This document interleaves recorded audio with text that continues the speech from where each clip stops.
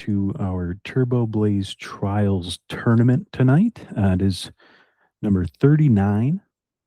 We've been doing a bunch of these. We're going to get right into the action here. We've got Lee Hoffman on a colorless build versus Reverse Hollow Pat on a darkness build of sorts.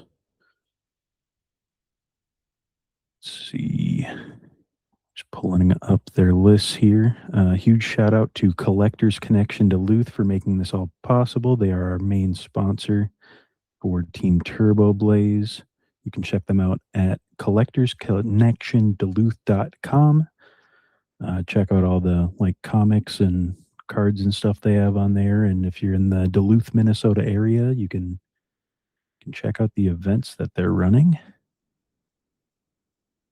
Looking like Lee's just getting his setup rolling with the fan rotom. So this is a Harambe list. There is no monkey in this colorless list. Looks like it was replaced with the Dodrio line. Yeah, really just the Dodrio line change. So it's even more birds. A lot of birds. And the darkness list here that Pat is running is very much classic dark. It's got the Alolan Meowth that has Spoil the Fun, which does 10 plus 60 if it's your first turn and you're going second for 0. So it's a really, really funny dog strategy that people have ran forever in GLC. It's just goofy. It doesn't really do anything after that. It's just, if you can get it, you can get it. And otherwise it's, Guzzlord, Toxtricity to speed up the Guzzlord Red Banquet, which takes 2 prizes at 120 but costs 4 energy. Also has the Weavile with Evil Admonition. Does 50 damage for each of your opponent's Pokemon that has an ability. Very, very classic dark list. A lot of tools, 5 tools. And he's lucky enough to start the Buddy Puffin. I think that's the biggest thing currently with Dark is being able to actually set up. There's not a ton of actual support in Dark. Like there's no Winona. There's no Fan Rotom. Like your support Pokemon options are a whole Crobat line, the Purloin Lipard, and if you really want to count it, Samurott. That does discard 1, draw 3, but you have to get into play with Grimsley.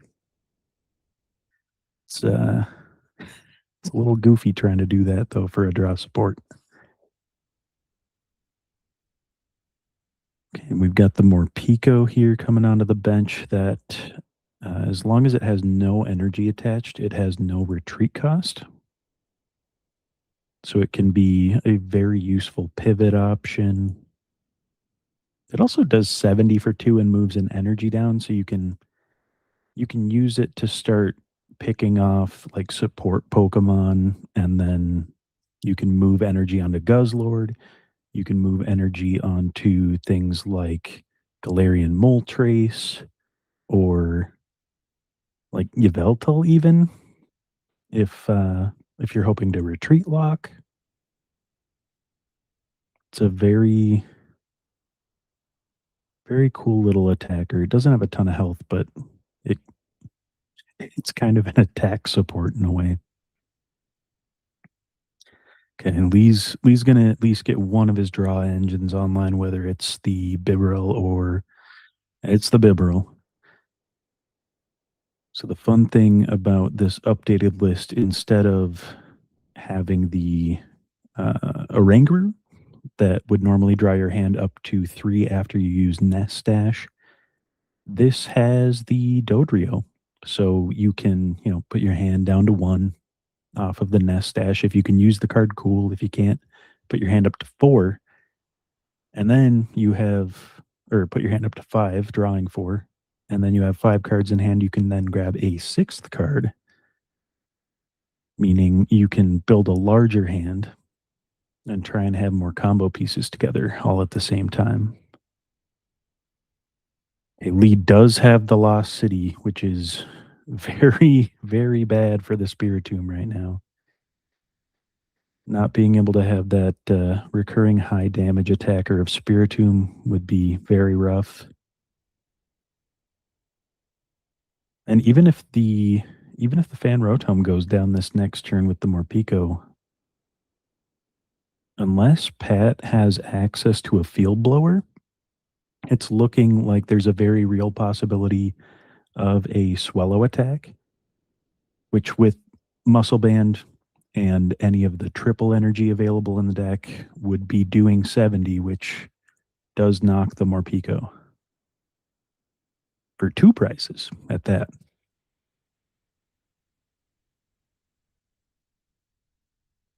Oh, God, he got into the lilies too. So not even up to 5, up to 8 now. That is, and this matchup is just so rough for the dark player.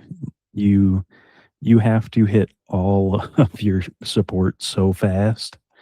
And even if you do that, if the colorless player hits Parallel City or Lost City and Lost Zone's the right Pokemon, it can be absolutely devastating for the dark player. Like losing Purloin, that's that is a nightmare.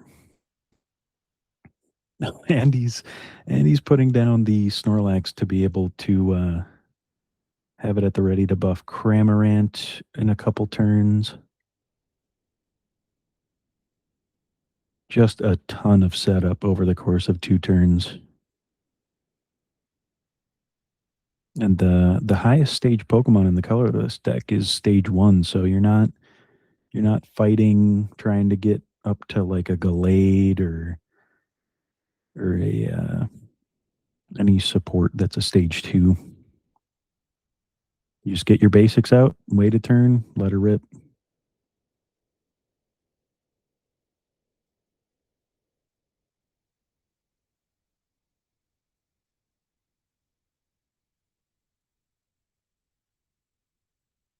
And Pat is running Raihan and teammates. So he does have a lot of comeback mechanics built into the list.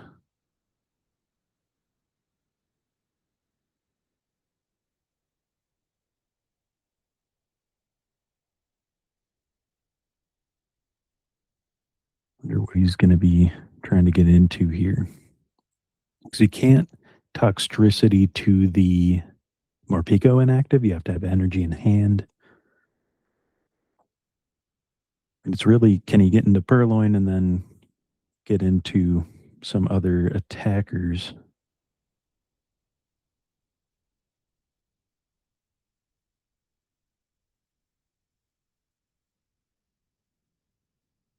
Really thinking this one out.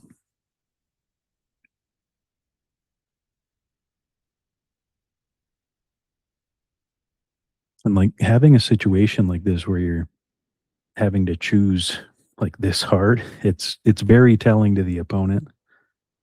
Okay, Raihan, what's he attaching to? Okay, so not going to get use out of the Toxtricity this game. The manual retreat, meaning that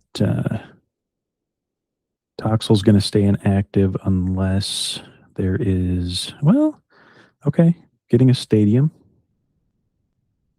makes it so the Toxel at least doesn't get lost zoned. There's a couple of fairly obvious options for Lee to move off the board here. Seeing as 3 of the things evolve, 2 of the things don't. It's just, does Lee have the option to get the Squabbit back is the biggest part of it.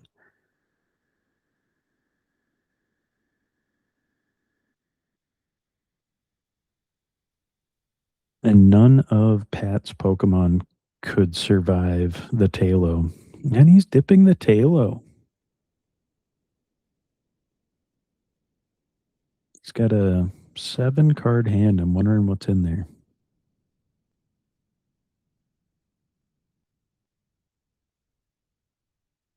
Okay, call for family, 2 basics, more setup. Definitely what you need to be doing at this point. Toxel is most likely going to go down unless Lee has some sort of gust. And I don't know why you wouldn't go for the Toxel at this point. It's the easiest way to attach to Guzz.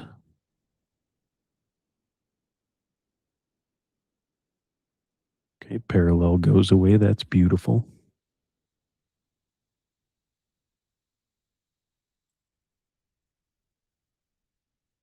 I don't think Lee will have many options to be able, or not Lee, but I don't think Pat will have many options to be able to utilize Hustle Band in this matchup with that Spiritomb in the Lost Zone. So there's a dead card there.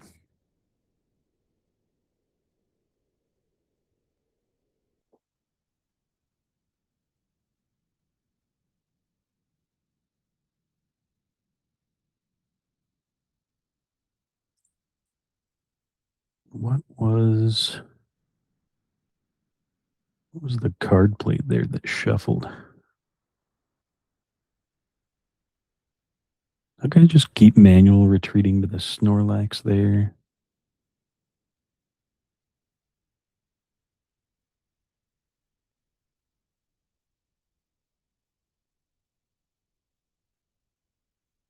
Not looking like there's any way to get back into that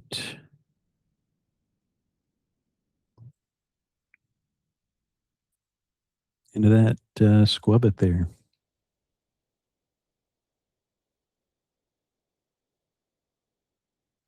Taking out the Morpeko is really interesting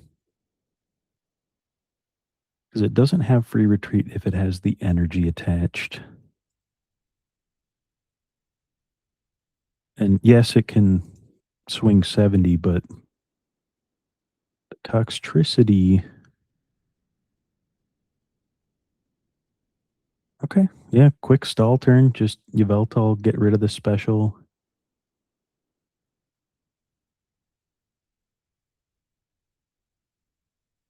Yveltal has 110 and free retreat, so that is also another pivot available.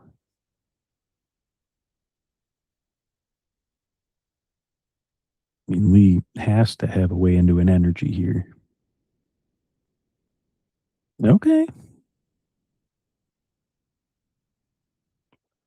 Got that jet. Heading in with zooming draw, which currently only doing 100.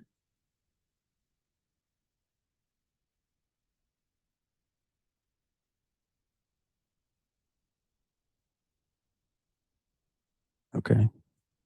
Get Hops Wooloo going, that additional gust. This deck has so many gusts.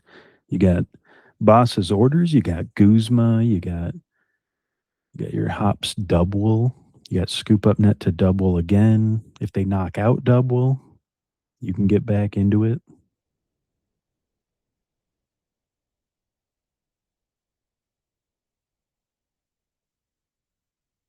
You got Verse Seeker, you've got Pelipper to be able to get your Boss or Guzma back. Scoop Up Net.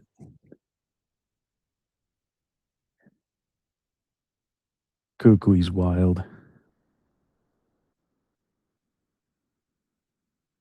Yeah, 100 up to 120, 10 over the evil tall there. Also, Kukui, such a nice card. That that bright orange contrast behind him. That's one of my chase cards is the new Kukui Professor's Research. That it was one of the judge promos for the professor program, and they sold out immediately. So I I missed out on that. I've been trying to message a few people to see if they didn't want theirs or if there's other things they wanted more, just to kind of trade and keep it within the spirit of it all. I don't want to have to buy it. That feels weird. But Kukui's just cool. Sun and Moon was such a good game.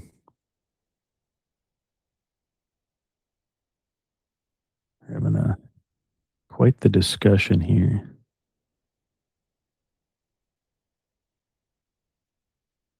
Okay, early committing the double turbo and going for another call for family.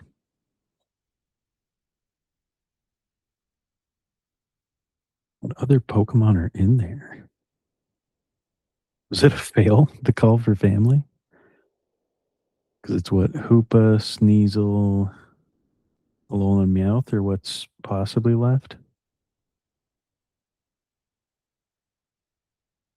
Mm.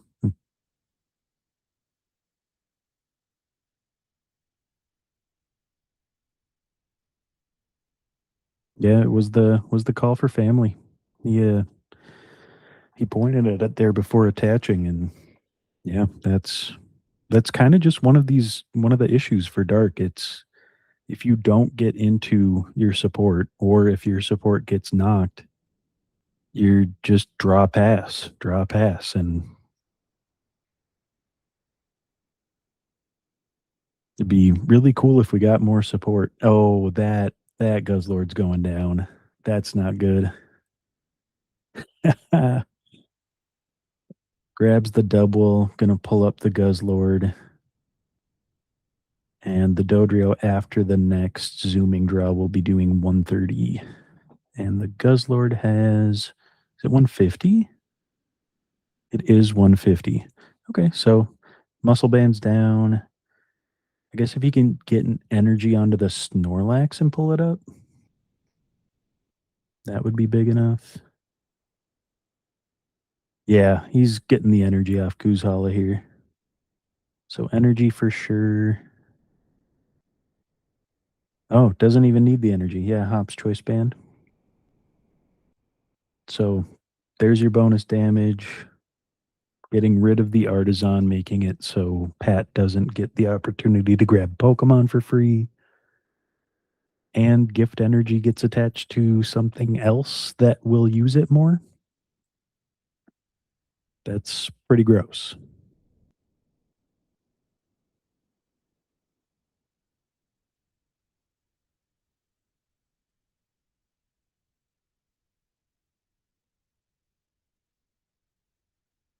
Okay, so he's going to hold the band.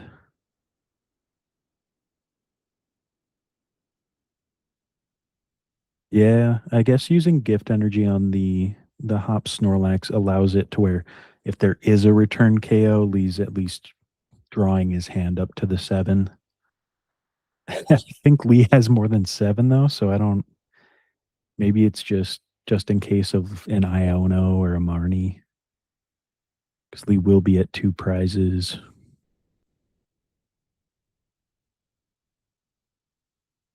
Powerful energy and Snorlax's ability. He saved the Postwick though. I don't know if that was by choice.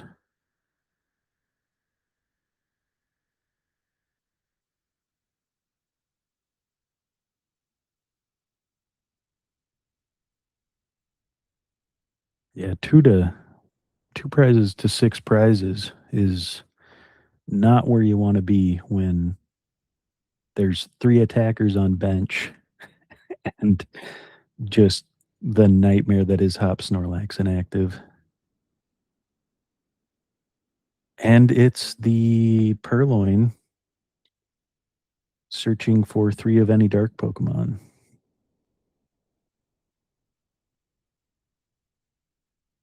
He's kind of just saying, like, yeah, if you attack with Snorlax, you're knocking yourself out. And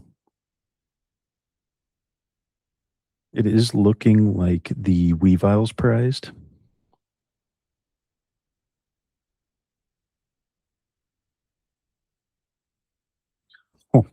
Float. Yeah, okay, that's another reason why he didn't use the choice.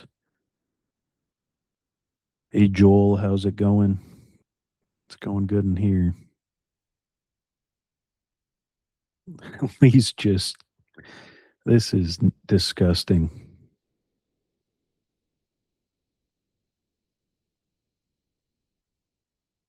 Getting the jet back so there can't be a lock.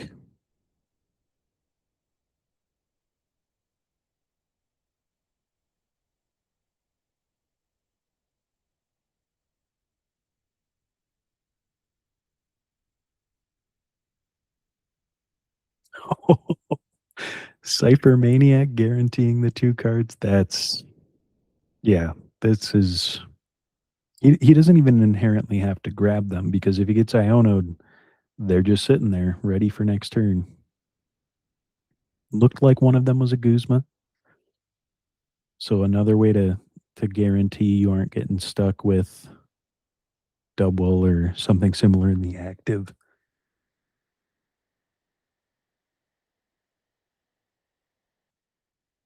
I mean, he's got 4 attackers at the ready.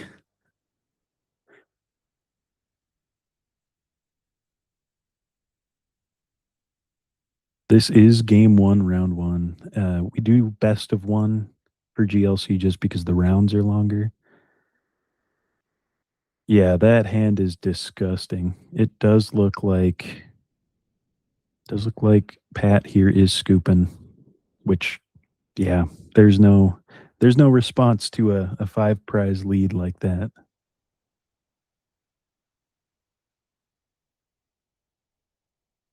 And let's see what other matches do we have going on.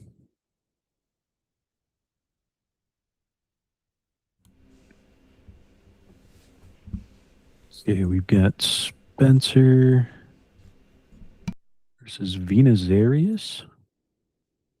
Oh, Spence is on low cost water. What is the opponent on? Lightning. Lightning spread.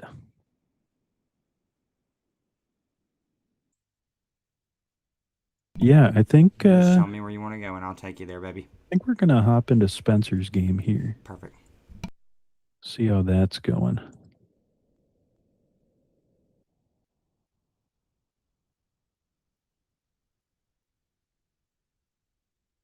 Oh wow.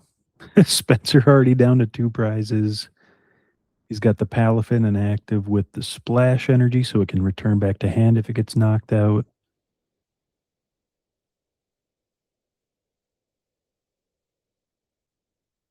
And I mean, Spence isn't even that set up. There's a lot of basics. I'm assuming that was either some recursion or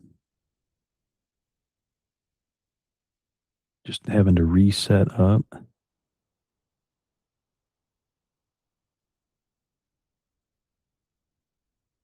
Well, he wouldn't have had to reset that much. There's only 1 prize taken on Veen's side.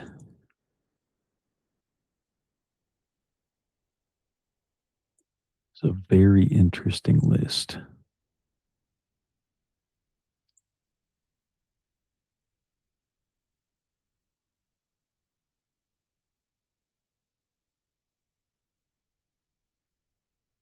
So there's Thunderous and Zapdos as larger attackers, along with Electivire as a spread option. It kind of seems like it's trying to just sweep one way or another and just hope it sticks. It's similar to Lee Hoffman's Lieutenant Surge's strategy deck, where it's the Magneton and Electrode that blow themselves up, but instead of a full spread strat, there is the Zapdos that does 190 for 2 lightning and 1 colorless and discards all of its energy. Yeah, and that's game. That's Spence with the win there. I don't know how much weakness. I don't know how much weakness would help with that matchup, with just how fast low cost water is. Time to find another game. See, Ghouls' game is still going. Let's see where they're at here. Yeah, just go ahead and Two and go through and six. look through your tables and pick you one. Let's go see what's happening in Shark's game. It looks like it's 4-1, but there is a big whale on board. A tropical beach in play. We got iPod Shark versus Noah the Necrozma. Noah is on the Giraffe Rig variant of Not Too Blindside that the Run GLC boys have been on. Cap and Kev and Nathaniel. Looks very similar to that list, if not that list.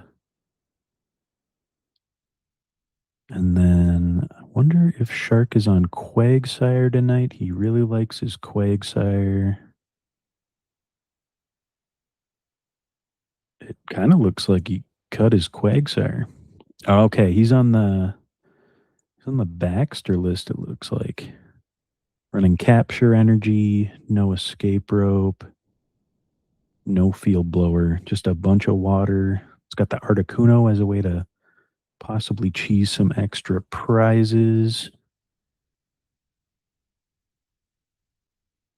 Spence in the chat with the talk to me sweetly, boys.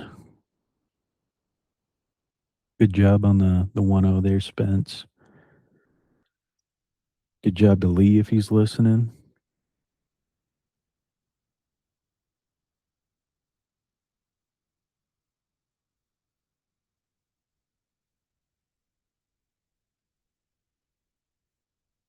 It's hard to tell where Noah's prize cards are. Is that the one on the side there?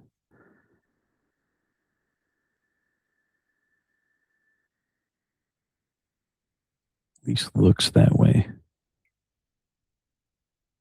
The monkey has some damage on it, but the Mimikyu can't copy that attack. It would only do 10 damage as the Mimikyu doesn't have any water energy. Hydro Pump's so good against Psychic in that sense. I mean, Giratina can just come back.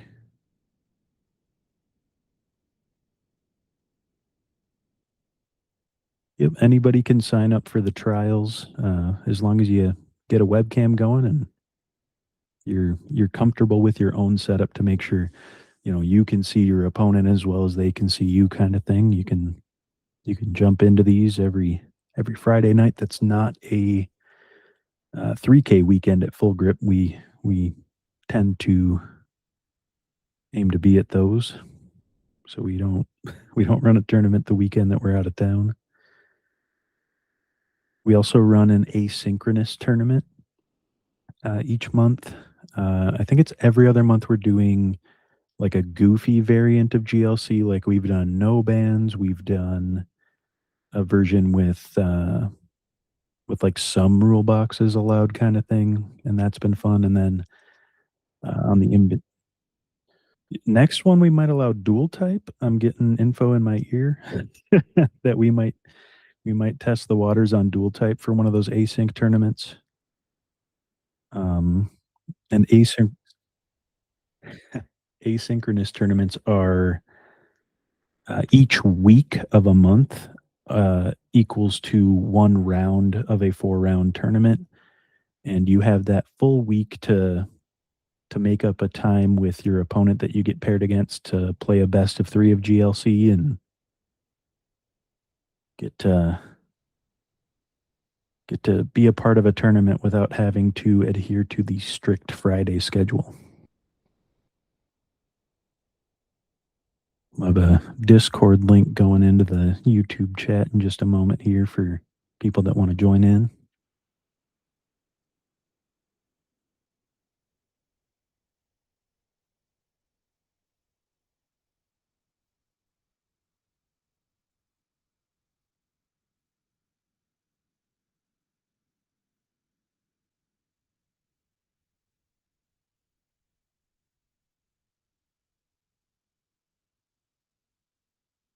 It is a Blacephalon turn.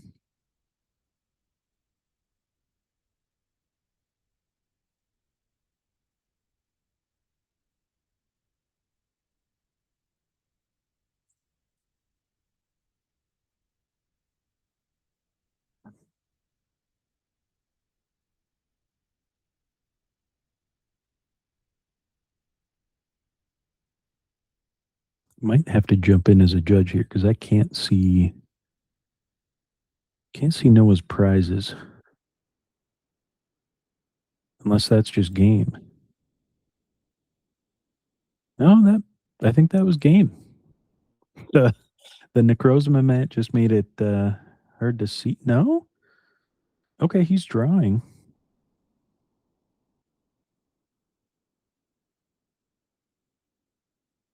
Hey Noah, how many prizes do you have left? One. Okay, it's just hard to tell with the contrast of the mat there. Thank you.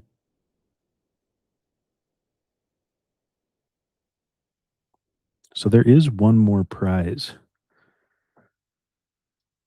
So there is a world where there just isn't a response to be able to deal with the whale now, and the whale can sweep.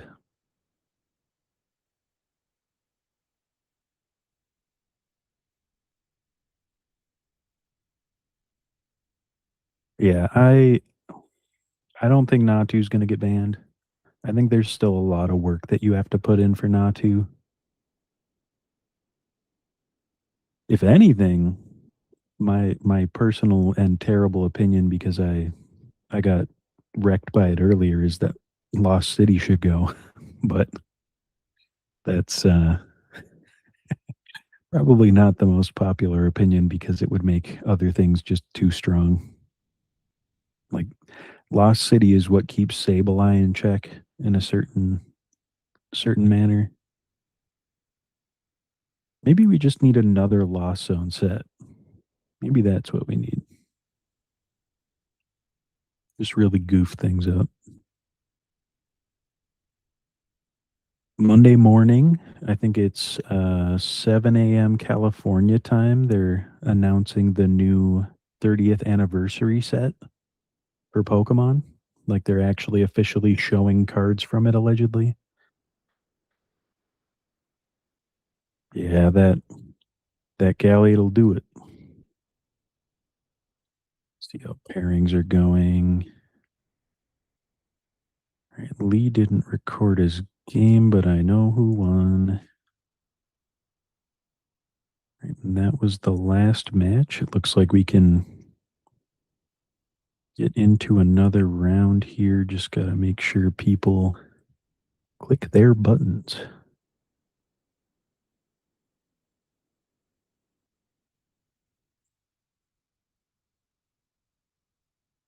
Okay. Everybody checked in. Just going to message them because there's 8 whole minutes extra that they got through their games.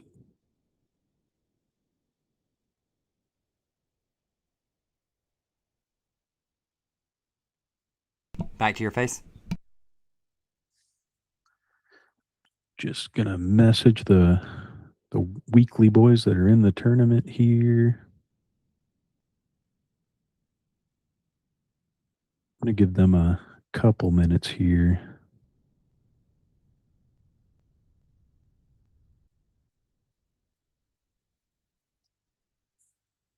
All right, so I gave them 2 minutes, seeing as there's technically 7 more minutes in the round. Just give them time to, if they ran to grab a drink or use the restroom, they've got the opportunity to get back to their computers, get a sip of their favorite drink.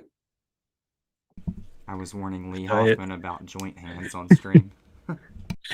If Diet Coke Lime want to give us a sponsorship, we won't complain. Diet Coke with lime is pretty good. That's what I'm drinking tonight to keep my voice rolling smooth and help GLC players everywhere fall asleep to us playing a tournament. Okay, we got one more minute here. People in chat, who do you think's going to win tonight? Got a ton of really interesting decks. We got 3 water, 2 psychic, 2 grass, 2 darkness, 1 metal, 1 fighting, 1 colorless, and 1 lightning. So no fairy. I know, no fairy. What else is missing? There's no fire.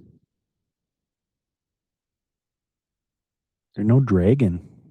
No dragon in a Turboblaze tournament?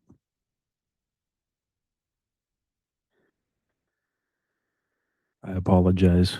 I can't believe we did that. I am pairing the next round.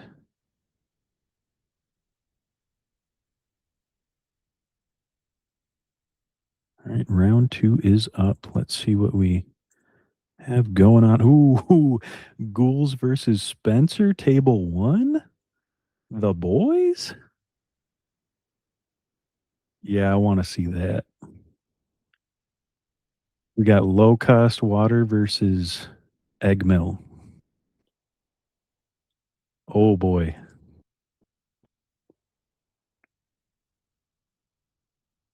This could go two very different directions depending on who sets up first. Especially with Fion. Fion makes it really interesting. Just being able to push stuff out of active that needs to stick there for Ghouls.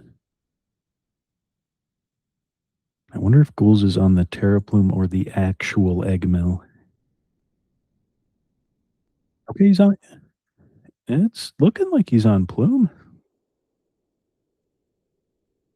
Yeah, none of the mill options. Just very control heavy, aiming for that Torterra loop and being able to item lock and support lock while you get the Torterra back up if they somehow get through it. This does have the Plumeria tech and the Stealthy Hood tech, so there are ways to remove pesky energies and stop abilities. That Stealthy Hood on the Vileplume, allowing Vileplume to keep item lock up under Garbodor ability lock or Wobbuffet. Such a fun deck. This is none of us played it to this last 3K, but that that's going to change.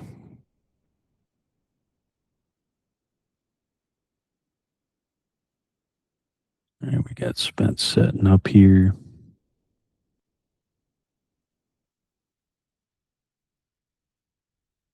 And Spence on the low cost water, there's not a metric ton of items. Like you do somewhat rely on Ball Guy, but you also have Hilda as a way to search Evos. Not being able to get the cover fossil down might be rough if the Budu sticks early. And no Arezu. That's actually surprising. Arezu is one of your best cards that you can. No Arezu, no Brooklet Hill? Whoa, mama. Uh, I may have misspoke about the items here. That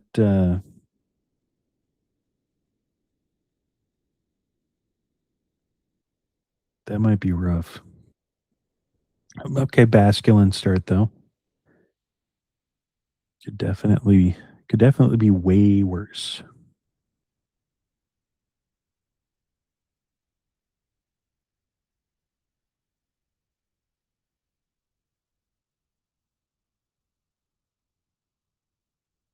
Not the oddish joke about Ghoul. Logan Banjol. No puns. No puns allowed. Just kidding.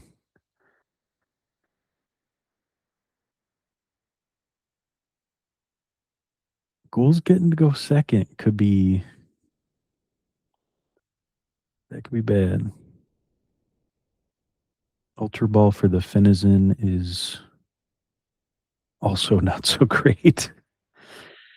I mean, getting the items gone is fine.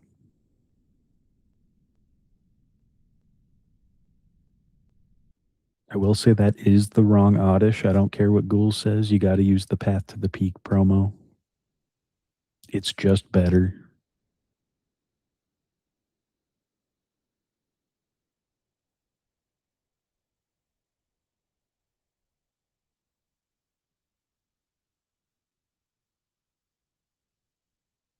All right, Spencer has to pass.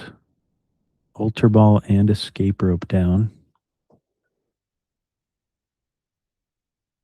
4 cards in hand. Oh, yeah. Ghouls is getting the item lock. He's Tag Call start is beautiful with this deck. I guess Goose Hollow could be prized. Shouldn't get too excited for him. He also has Malalana, Cynthia Caitlin. Okay, yeah, he does have the Goose. Spence has his Milos. Keeping his sugar intake up.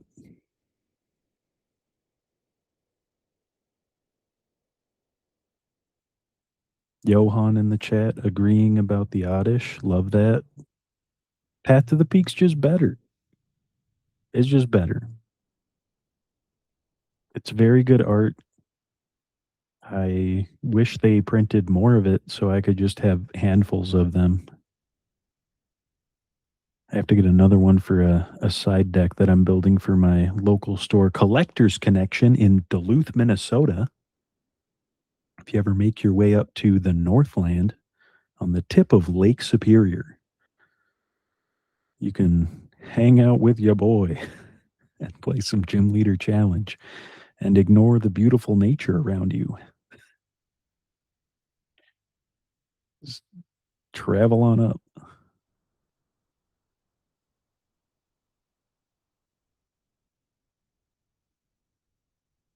He's really searching. I wonder if there's a prizing situation here that might make it so he's not hitting that item lock right now.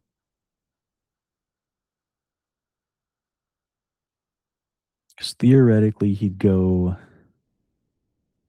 what float artisan. I actually could do capture. Capture for the Budu.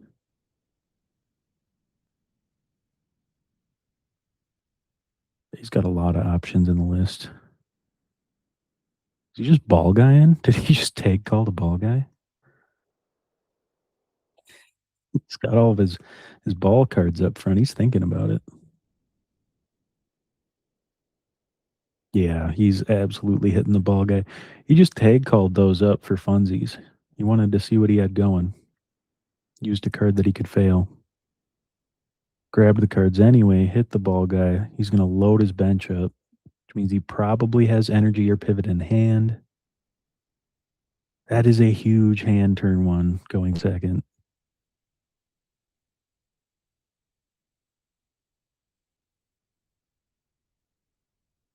Level ball first is a really interesting take.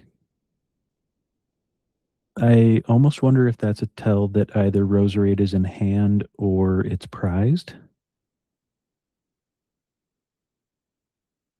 Level ball for the egg. Okay, so he's gonna grab the egg, quick ball the egg. Doesn't want to get rid of anything in hand, can grab the egg back.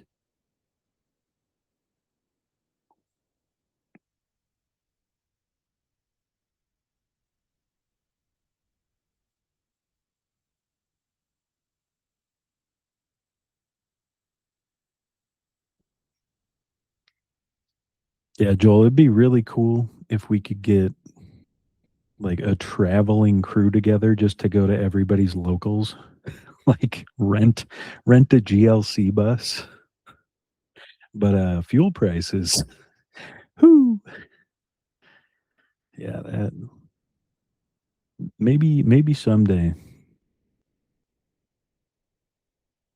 Or if the team somehow gets an airline credit card, that would be then we can just fly out wherever. Easy peasy.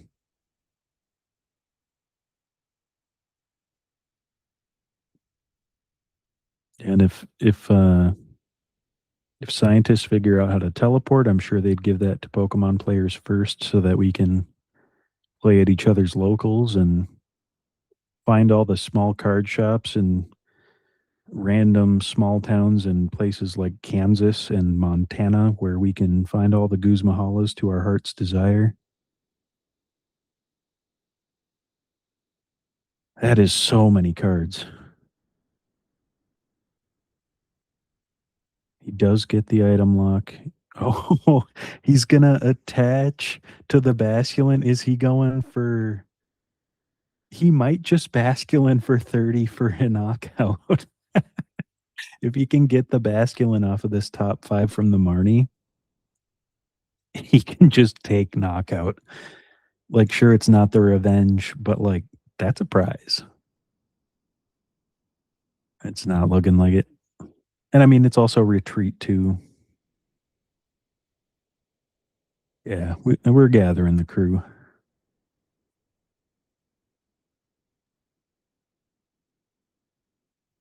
Wonder what he's going to grab though, because that's another situation with this list where you have to be very careful what Pokemon you're grabbing. Because if the wrong thing gets locked inactive, you're going to have a very bad time.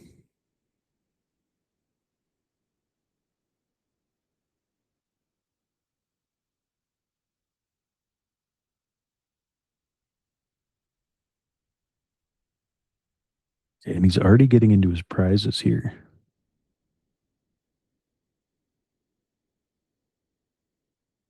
It was very smart of Spence to play that Marnie with how huge of a hand Ghouls had, though.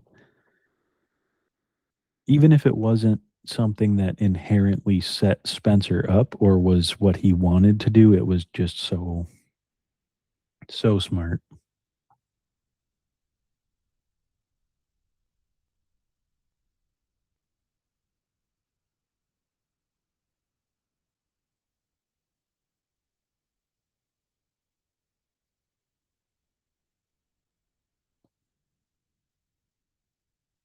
He's got his notes together. I wonder what he's having to grab out of there.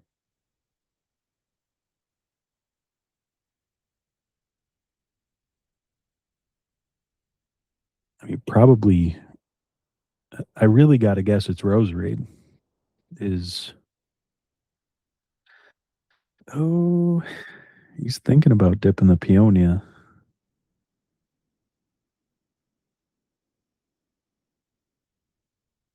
Okay, execute Peonia. So his prizes aren't terrible.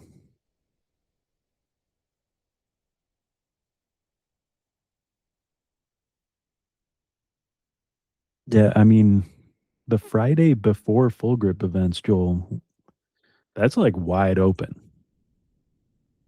People could play anything anywhere.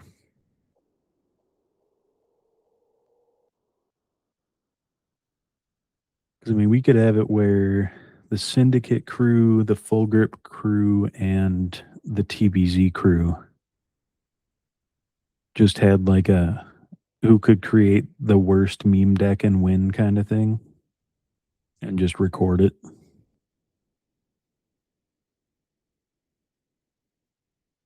Like just make a solid ban list of like you can't play aggro or like something ridiculous.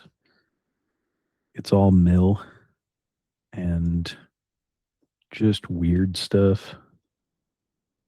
Like burn fire, get that in there.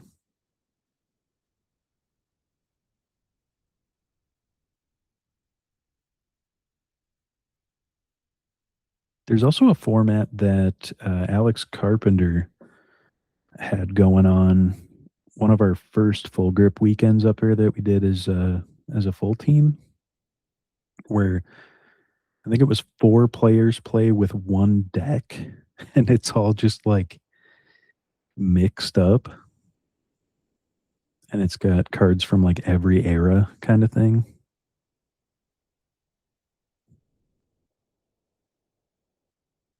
There's so many cool side formats that could be shown off.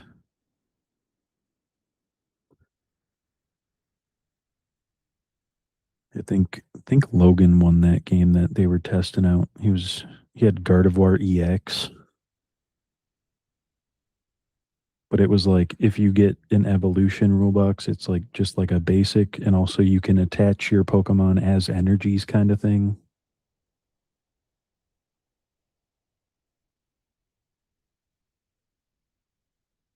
We could do GLC where you just ban Psychic and see what happens. we could we could play no purple cards GLC on the Friday before Pitch Black.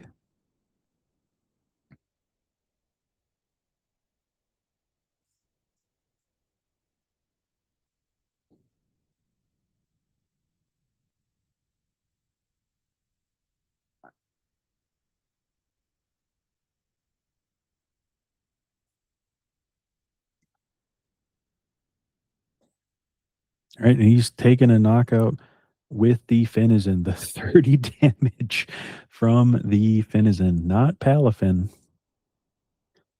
That is a Finizen KO. And on the next turn, the Finizen can't attack. So he has locked himself to not swing again with the Finizen, meaning Budu lives unless he can pivot twice or evolve. He could evolve.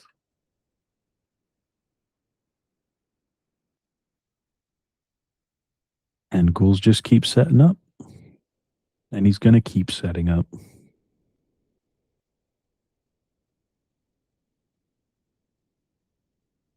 Because even if Spence gets 4 prizes ahead, right?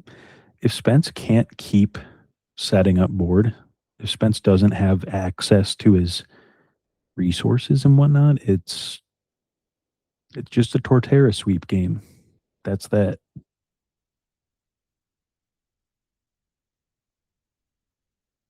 Okay, gather the crew, get more Pokemon on the bench, but the item lock stays.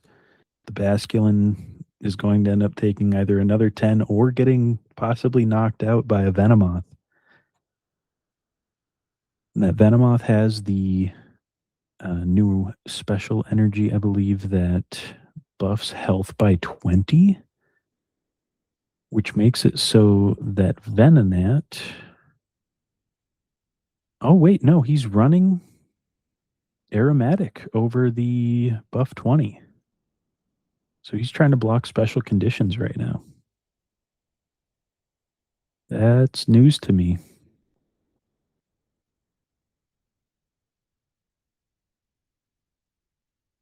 Trying to think of what that specifically deals with. Is it just Monkey Dory, maybe? Because I can see that mattering.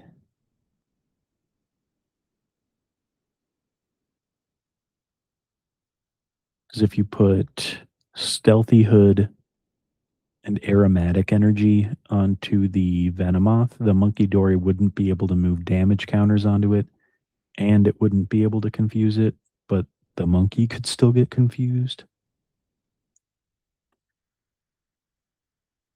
Ghouls is down to 5 prizes. I know it says 6 there on his dice, but he did just take the prize. I'll give him a second to notice here.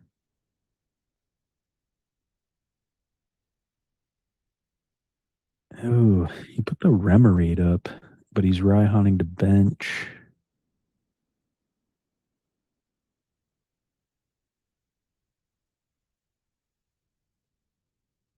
I mean, even if you have a pivot at this point, even if you've, got a way out, you got to be thinking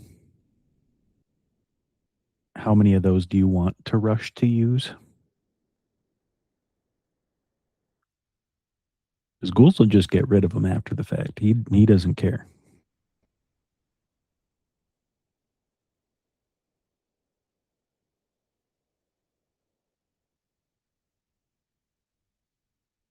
Yeah, he's just grabbing the Evo. I don't know. He's got to have the pivot in hand if he put the Remoraid up. And if he doesn't, that could be very bad.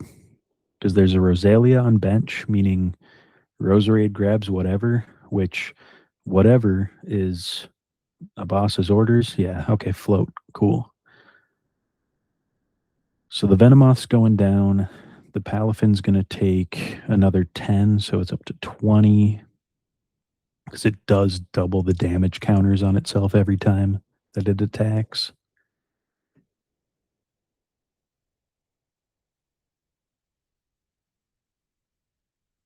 And Ghouls hasn't had a lot of time to build his hand back up after establishing the Venomoth. So there's a decent chance he either goes to recur Venomoth or just pushes for the Torterra and the Vileplume and hopes that he can get there. He does have his abilities available. So he can Roserade for anything. But he has taken a knockout, so Lily's Determination isn't an 8-card draw anymore. He's not running anything like a Reizu. Yeah, Joel, you're in the minority on that one because anytime I say that I prefer Justice Kick, they put me on timeout in the team chat, and I'm like not allowed to comment. If I try and jump in a call, it just kicks me right back out. Because I was using Justice Kick for the 30-30 ping in Snot Spread before it became Snot Spread. And like if you get to hit 210, you get to hit 210. We take those. But the 30-30 is pretty big. It's also 150 HP, so it's right above the normal threshold people are aiming to hit with their Pokemon consistently.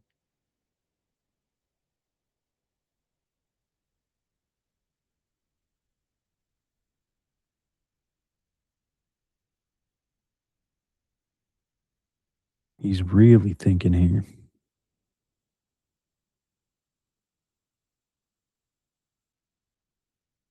Because I mean, if he Butters again, it's not going to take out that Palafin. Let's see what they're doing like on time here.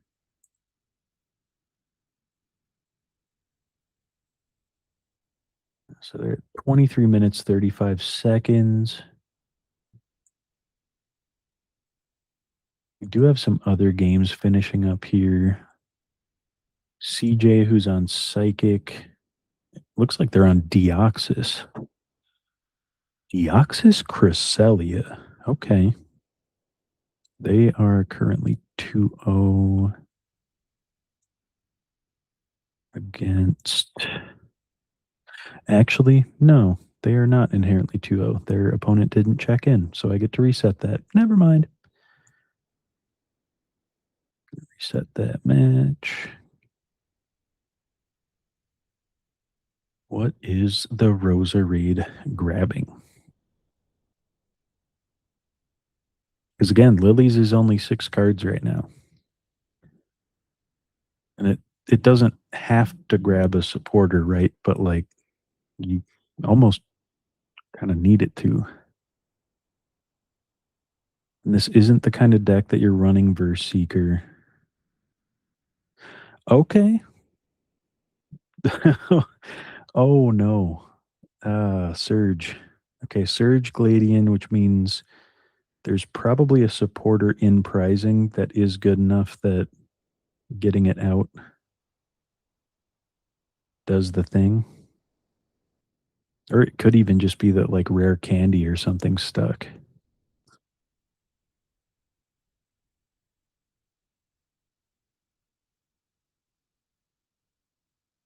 Yeah, Joel, I don't know. Like, I think Deoxys is just too early in build strategies right now that pe- people don't even. Ooh, forest down and N. Oh, more hand control. So Spence, after finally getting another prize, going back to 4, he could get back into whatever he got. He could not get back into anything. Well, they're shuffling for N here. Uh, yeah, I'm not sure how I feel about Deoxys yet. I do think there's a very real world where somebody cracks it where it is too oppressive.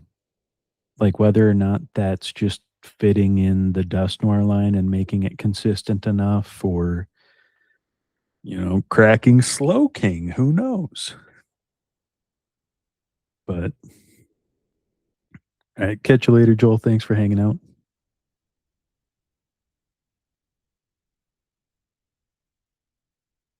Wonder if he got what he needed. He is. He accidentally bumped the dice when he was doing Gladian there. He is at 5 prizes, not 6.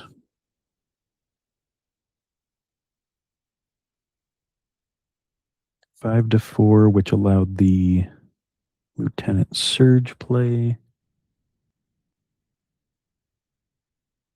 Okay. Grab the Gloom.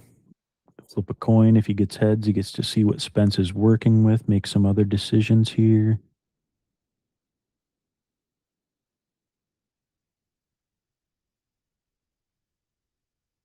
That is that a heads or a tails? Okay, apparently that's a heads. He got the artillery. Ooh, yeah. Yeah, because that means he's definitely getting other cards, which is big.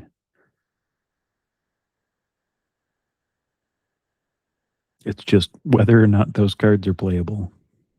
Because item lock is absolutely sticking this turn, and it's definitely coming in next turn. Really? Stealthy Hood. Oh, well,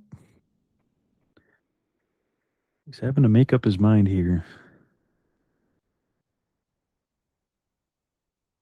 Okay, grab the egg. Okay. Now, does he have the Vile Plume? Because if he has the Vile Plume and an attach, that is supporter item lock. No, just item lock. Okay.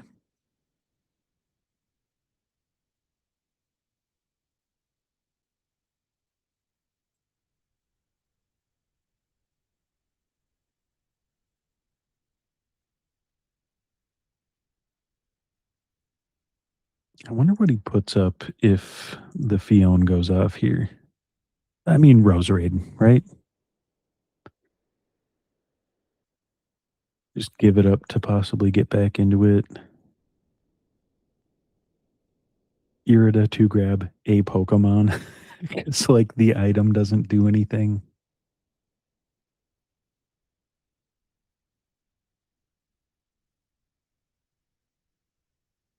He probably just doesn't use the Fion here. Just takes out the item lock, hopes that Vileplume isn't accessible. Because Hex isn't happening. That's not a thing. Irida's being played.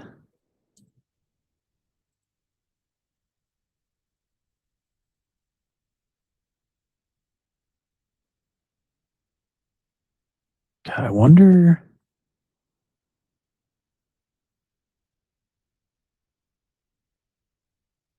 I really wonder what his prizes are. The fact that he doesn't have Froakie or Sobble down, and like that, that's the cream of the crop when you're against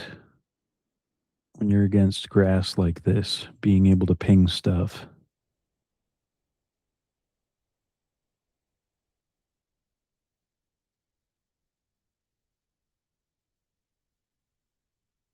That artillery that artillery is grass weak, so if it does get brought up for the execute lock for a minute with that supporter lock, it won't last as long because the executor will be swinging double damage into it.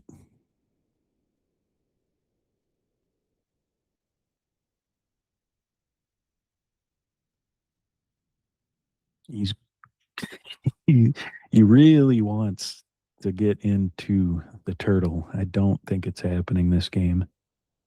I don't see a world where item lock gives up unless he gets into the hex.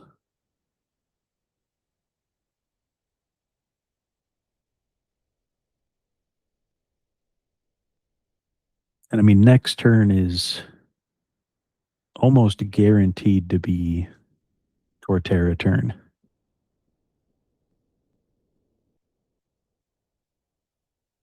Because if he has an out to either Torterra or Vileplume outside of the seasonal blessings of the grottle, oh boy. I mean, he could have a pivot. He could just want to hold off the supporter lock for a bit. Or he might just not have outs to energy.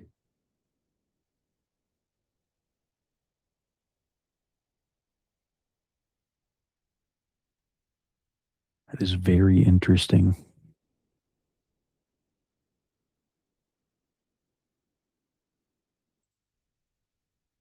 Spence is up to 7 cards in hand, so he can't easily use the artillery under item lock if item lock gets maintained. Because you can't thin those items out for the artillery to keep drawing if he gets that Vileplume up.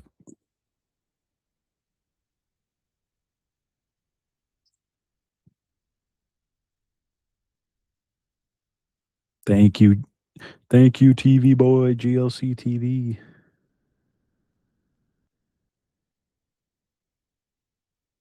What a champ. Yeah, GLC TV is always on the ball when it comes to fresh decks being used in tournaments.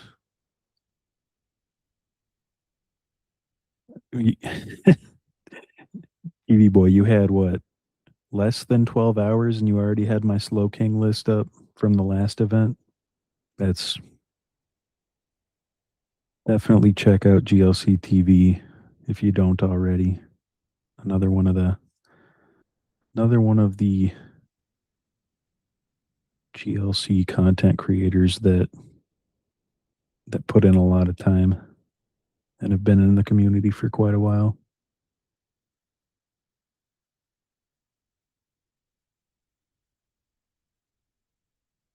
Oh, and my live chat broke. Give me 1 second here. There we go. Okay, yeah. Yeah, this is probably a Torterra turn.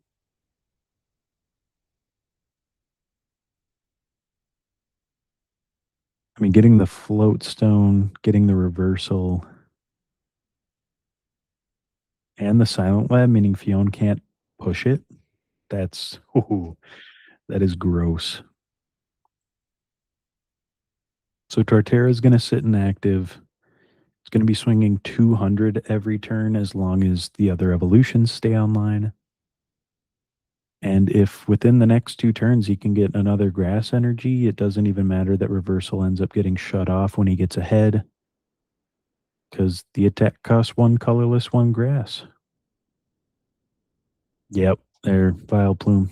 Beautiful. Lab for the Fionn, so that Torterra is staying up. That's going to be 200 into the only attacker that's set up. And Spence might have an out to the Starmie, but the Starmie doesn't hit that much 2 turns in a row. Ooh. Guzma into the Vileplume. I believe that is knockout. That Starmie hits hard. But then at the same point though, how much can Spence, catch back up with Torterra swinging 150 and there's nothing else benched for attackers? There's Octillery and Fion's ability doesn't do anything right now.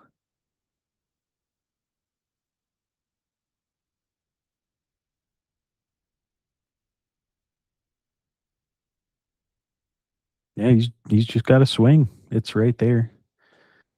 And if Ghouls has any, if he has Boss's Orders, if he has Guzma, he can just pick up whatever attacker is getting set up and swing at that.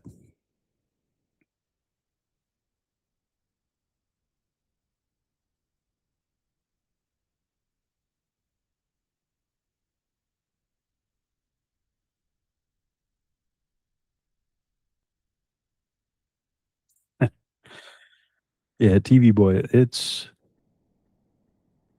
your comment about cutting up other channels' content and showing stuff. I mean, it's clearly out of appreciation, and it's like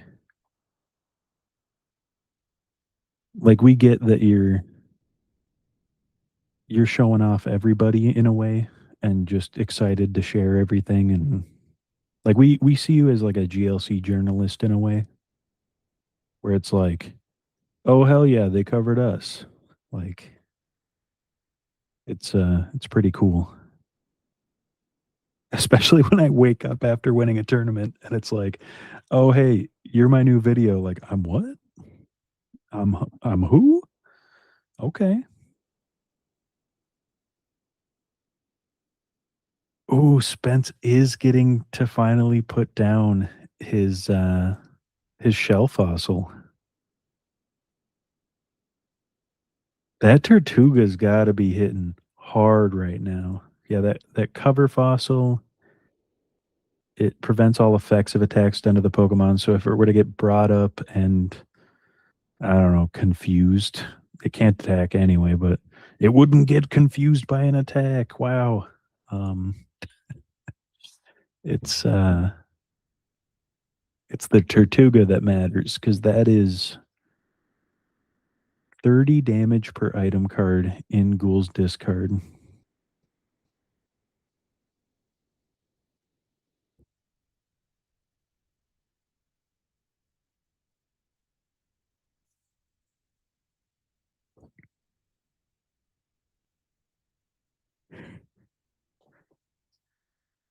Oh man. Now the Executor's up. I mean, there is Malolana in deck to pivot again. Even if you're just taking out the Octillery here, that's huge. God, and Spence has a monstrous hand that couldn't do anything. He's just getting rid of items to get rid of items to be able to abyssal hand further. He's just trying to get as many attackers online as he physically can to try and survive the Torterra.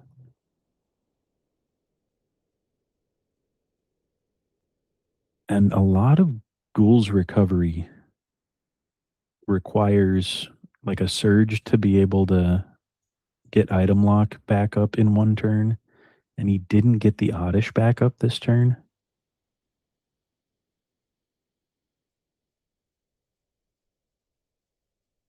Okay, get the Pokepad, get some deck thinning done. That is the flip a coin if heads do 30 Froakie. So that can donk a Budu.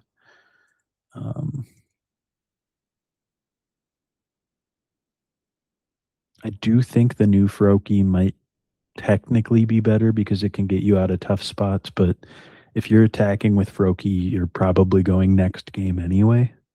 It's probably going to be a rough one.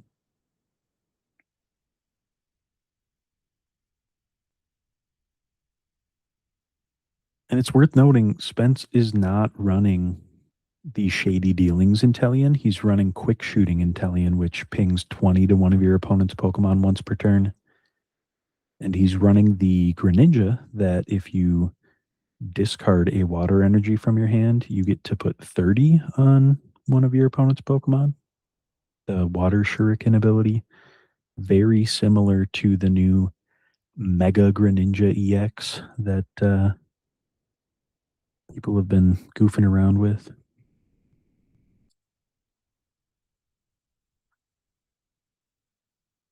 Yeah, TV boy, if you end up at full grip, we got to sign so many cards. We we got to sign so many cards. Anytime we meet another face of the community, it's like, all right, get the Sharpies out. Okay, we're going for supporter lock here.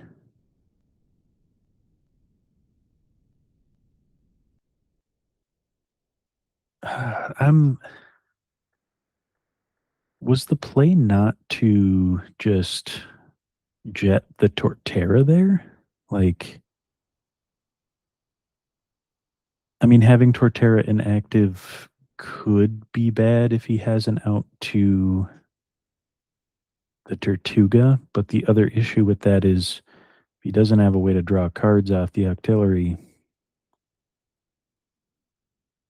Oh, he's going Irida here. Yeah. So he does have an out for the Tortuga. And I do believe he is doing enough to be able to knock out the Torterra with the Tortuga. Oh, but he can't use the Irida. So he's verse seekering this turn.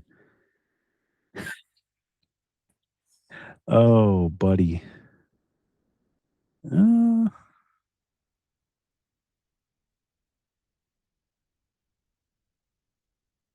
God, that's rough.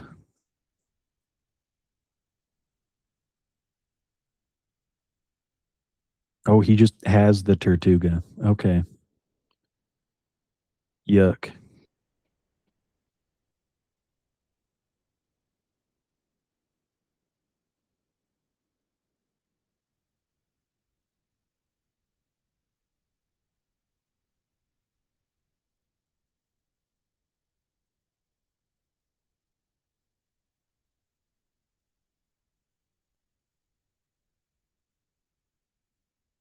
It's interesting that Spence is running his own silent lab when he's also running Fione.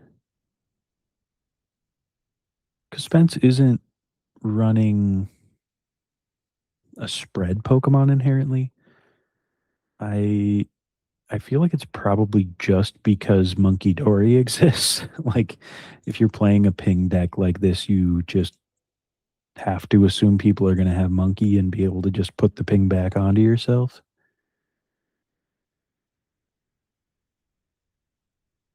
Okay. Ghoul's getting the Silent Lab, getting that ready to be able to stop the Fione from bringing up other stuff.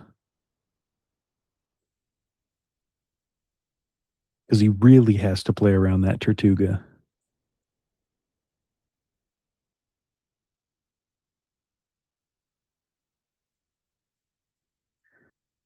Spence's stream's getting a little fuzzy for me. Is that just a 2? It. Oh, never mind. They got weakness as I was about to call him on it. Smooth.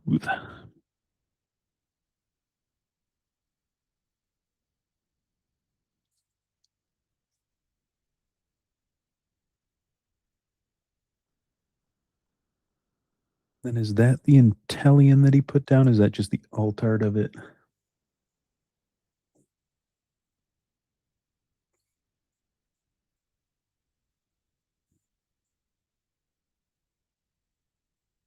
So he's got Tortuga benched. He's got quick shooting Intellion. So we can start pinging things at least.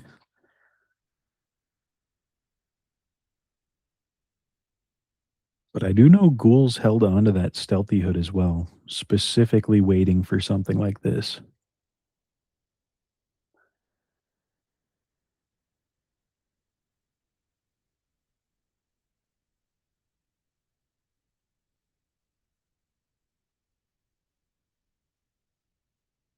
Yeah, he's got to be having energy problems. He is only running 5 energy, and a lot of way to get the energy back is items. Between Night Stretcher. Oh, he's not running energy retrieval. It's just Nessa. Yeah, so he played Nessa. He already played Verse Seeker, and there's no Pal Pad in the list. So depending on what kind of energy situation he has in discard. Oh, no, he's bringing the Tortuga up, which feels a little preemptive, if I'm being honest.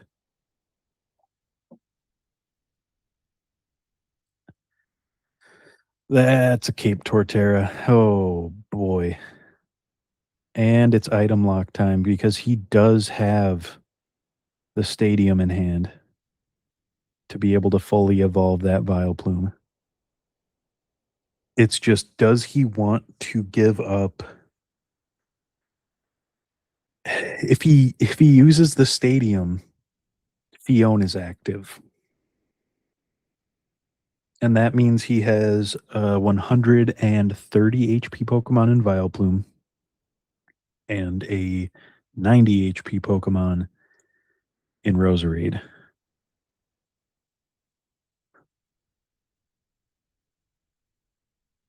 But item lock is up. So depending on what's in Spence's hand, but it looks like he's been burning energy or burning items fairly fast.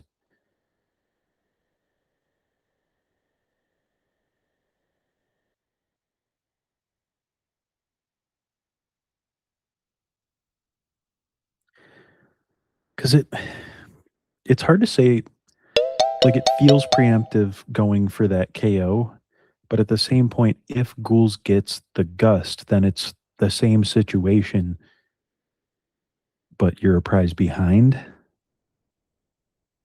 So now it's kind of, does Spence have the supporter to be able to like bring up the Roserade, ping and swing with Intellion, or is he? Oh, and we got timing round, which they're both within reach. They can both get there.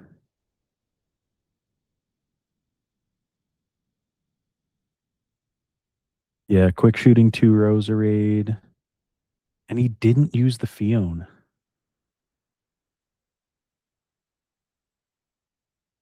Is that? Hmm. I feel like that should have been a ping on Vileplume, and that should have been holding the Fion, if anything, for right now, to ping the Vileplume again and guarantee you can take knockout with the Intellion.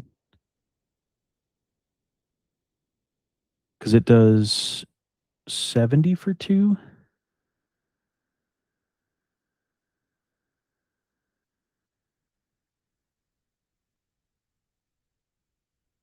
So now it's, does Ghouls have Lana's Aid or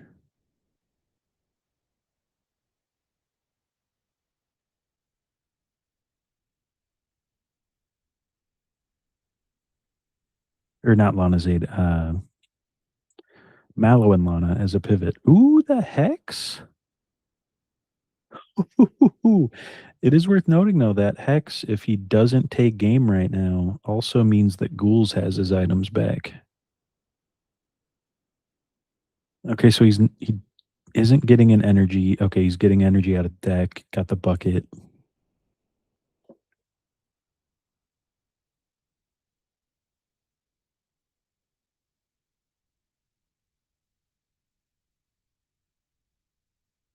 Yeah, he still would have been 20 short, even if you pinged.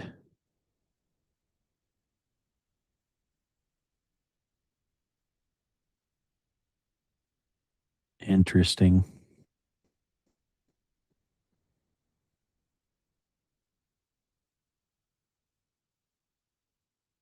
It's looking like a tie.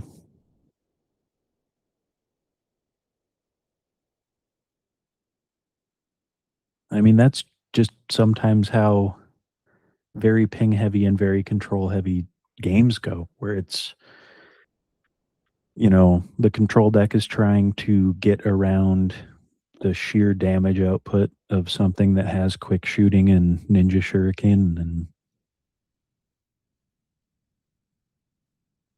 it's uh it's a tough game for both of them for sure. I think if Spence was running something along the lines of a Reizu and had Brooklet Hill available, it might have been a little different, or even just another way to recur Nessa. But it is looking like they're just kind of stuck here, and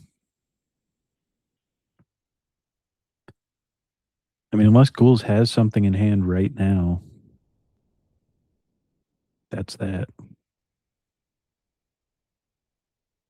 I'm sure he's going through so many situations in his head where it's like, okay, can I do this? Or, okay, it looks like they're trying to decide who would have won just to have a clear winner. I know they don't like ties.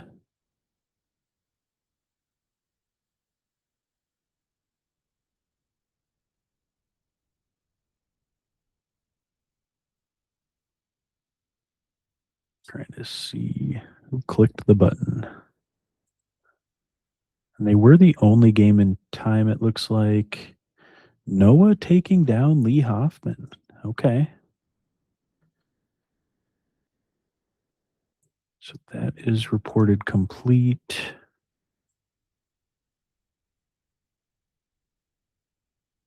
Logan, you want to tell me if the boys tied or what they decided here?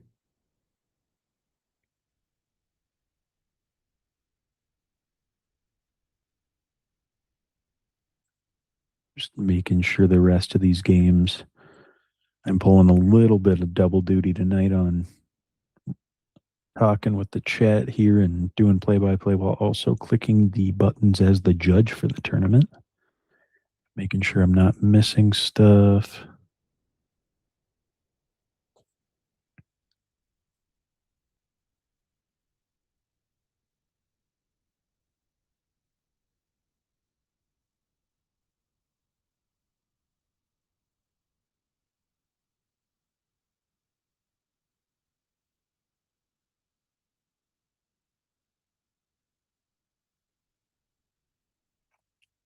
Okay, I do have one table to check in here. Okay, confirmed tie. Okay, and CJ did report the win. Okay, cool. All right, so it looks like we can get the next round rolling.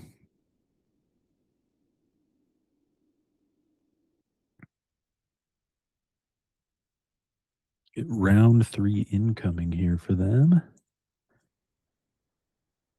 So if they have a tie, we could get some interesting games. End the round, click some more buttons, pair the next. Okay.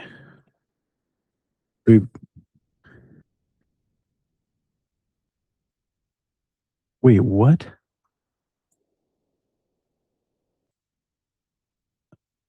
Which one of them clicked? Hold on.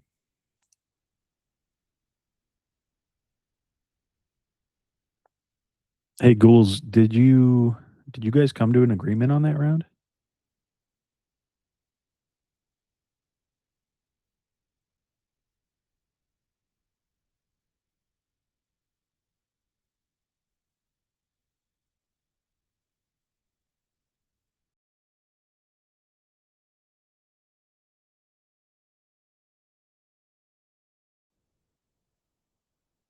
Yeah, okay. So Spence did choose to do that. And he really doesn't like his ties.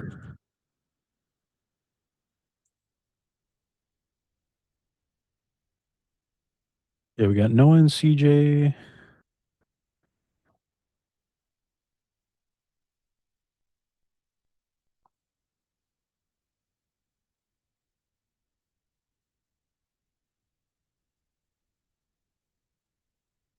Yeah, let's check out that table one, CJ versus Noah here.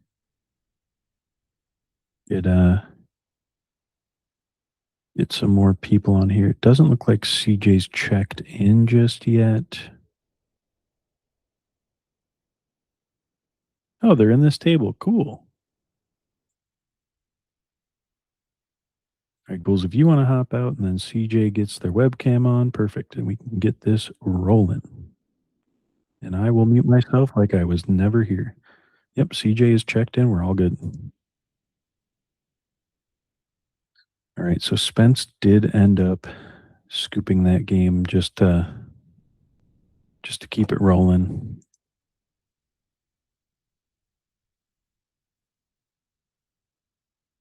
I mean, Spence played as well as he could in that match. It was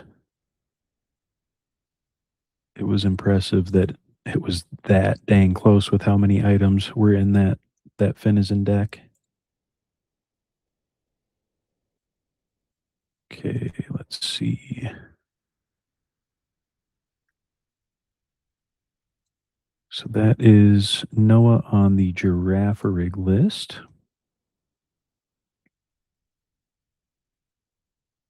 And that is CJ. CJ on the Deoxys Cresselia. That's right. Everyone's favorite, a top table psychic mirror. Who would have thunk?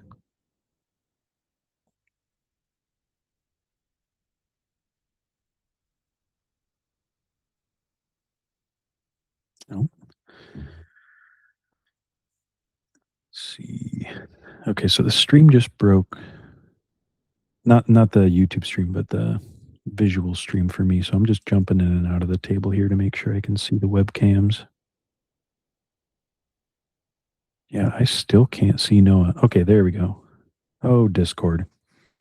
Yeah, we do run these tournaments via Discord, so every now and then there's a little technical turbulence that we gotta kind of goof around with to make sure things are working nice and going smoothly. Oh, that is not the Cresselia I thought it was. What in the okay, so that is the Cresselia that works like Volcanion in Fire, where if you go second, you get to search your deck for 3 psychic and attach them to one of your Pokemon or 1 psychic, which almost fully sets up a Deoxys. I mean, if you get either of your extra attach support Pokemon like Malamar or Xatu available, or even get into your wishful or not wishful baton. Goodness, Wonder Patch, not wishful. You can have 2 turns going in and already be swinging with Deoxys real quick. You have to be a little more heavy on your psychic. It looks like still only running 6 psychic, but there are ways to recur it. Wait a minute. This is a Slowking deck, baby. This is a Slowking deck. Oh, oh, all right. All bets on CJ. All bets on CJ right now. That's hype. I saw the Max Revive before I saw the Slowking.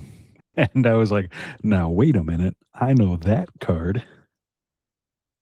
So we got Switching Cups, we got Max Revive, we got the Mallow.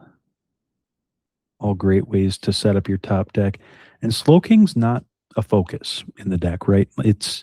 It's there so that when your Deoxys gets knocked out, you can be a terrible person and Max Revive it to the top and immediately use its attack again, barely even trying to with the Slowking. I mean, with cards like Tulip, Night Stretcher, Rescue Stretcher, you have ways to get it back into hand to Switching Cups it. You can also use Rescue Stretcher, as well as cards like, Super Rod or Ordinary Rod to put it back into deck to be able to mallow it again, depending on like how you want to route things. I don't personally run the super rod. I think the switching cups and max revive do enough, as well as the rescue stretcher and mallow. Because I mean, there is a world where you don't get into the Deoxys when you want to, but you start with the Slow King and you can kind of cheese out an early attack by discarding it. It's not optimal, but it is possible. And they are running both Gallade and Gardevoir. So the Gallade is the Buddy Catch Gallade that can search for a supporter. You only really evolve into that Gallade if the Gardevoir is prized and you don't have like an easy out to it with things like Town Map or like Gladian if you run Gladian. Um, but you want to be evolving into Guardy. The Glade also works as a second very good attacker for Slowking to discard. It does 160, which for Slowking, if you have the Guardy up, it's for one energy, 160 for one, and the energy moves off the Slowking to one of your benched Pokemon. So you can swing with the Gallade to move energy onto a Deoxys to be able to set up a Deoxys further. There's just a bunch of really fun nuances with the list.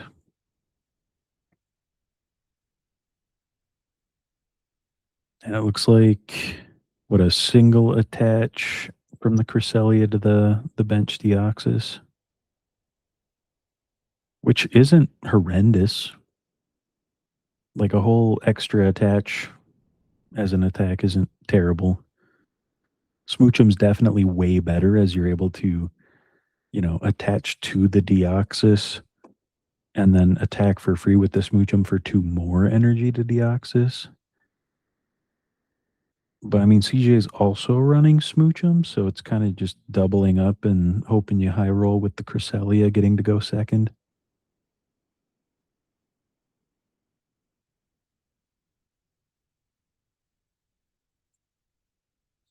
What are we looking at here? Is that Guzmahala?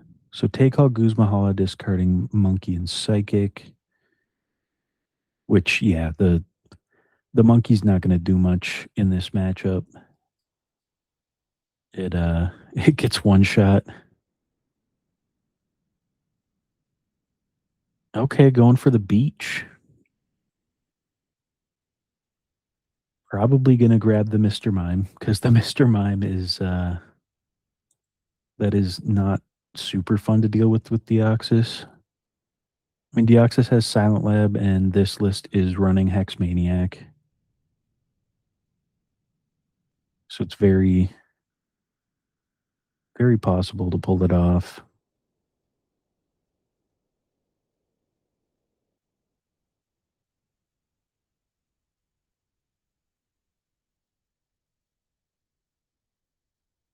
Sixty 60 HP Inkay is the max Inkay, but I'm gonna tell you right now, the one that's Psychic Weak, probably probably not the greatest play right now, in my opinion.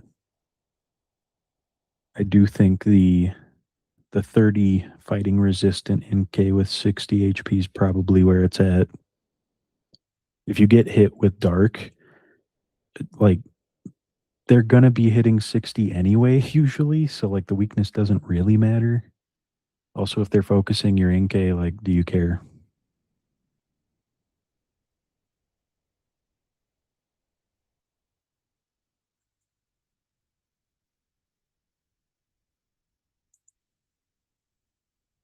Getting the Malamar up, but where's the Curlia?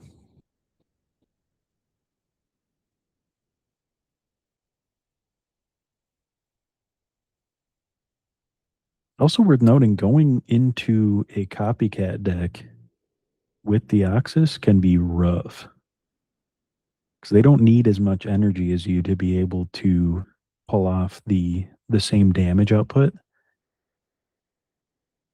Because copycat only costs 2 energy, and it's copying the attack and the effect of the Deoxys, but not the attack cost. So you only need 2 extra energy on the Mimikyu to be able to do that 120 to 1 benched Pokemon.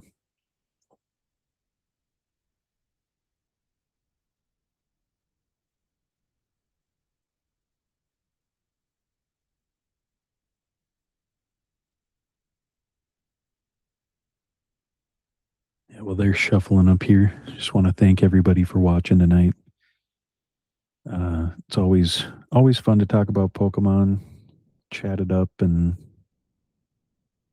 kind of speculate as people are playing. And we wouldn't be able to do it without everyone watching and everybody playing in our events, as well as our sponsor, Collectors Connection, up in Duluth, Minnesota.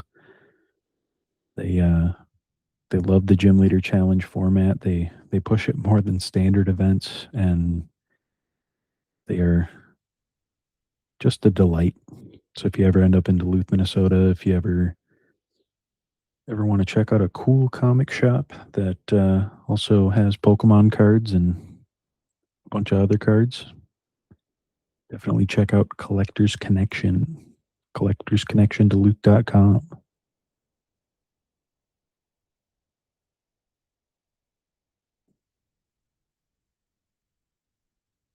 We are we are getting a Deoxys here.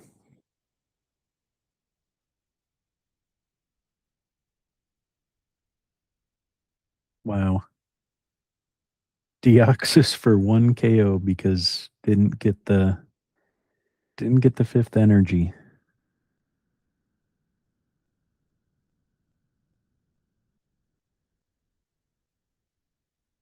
Which I mean, if they don't have a response, you just attach one more, and if you can hex or lab, you're swinging.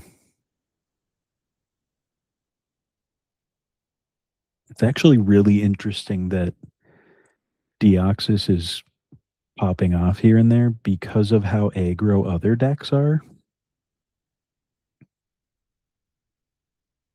The amount of times I've seen Deoxys happen and it's not a counter energy, like they just fully attached 5 psychic, and that's fine somehow. I think the Deoxys just like puts people in a mindset where they're like, oh, I got to be careful of that. I gotta play different or something, and it's really interesting to see how that keeps panning out. Because I mean, on the full grip stream the other day, Winter was able to hand attach 6 turns in a row. There was a there was one turn in there where uh, they got Team Flare grunted, so they had to get a 6th energy rolling to start swinging. But they had all the time in the world to do it. And it seems to be a trend whenever Deoxys is getting powered up that it just keeps getting powered up. I mean, Soul Rock can't one shot it. Dogi has to like try to get set up, and Dogi gets one shot by it. It is weak. Even if the Deoxys isn't swinging on a bench Pokemon, the Deoxys is taking out the Dogi.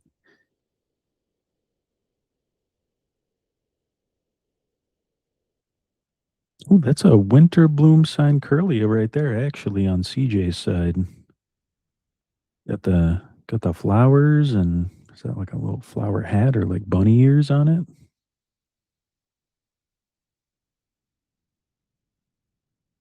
We always support custom and signed like adjusted cards in our events.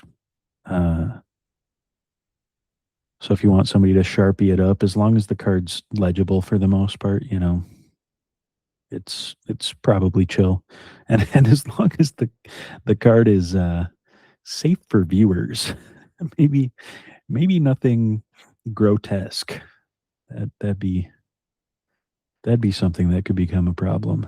As it's we're here to have fun. You know, don't uh, don't make a Tyranitar that's like throwing up or something. That'd be unwell of you.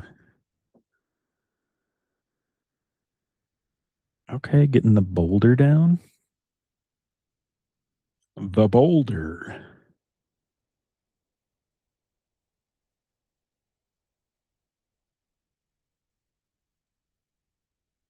Is there a judge in this deck?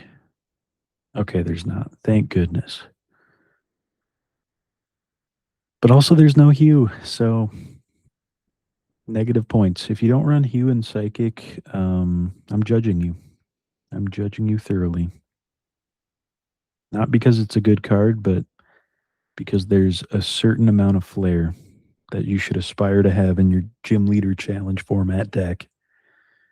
And if a card that people haven't thought about in years isn't on that list, then maybe you got some self reflecting to do.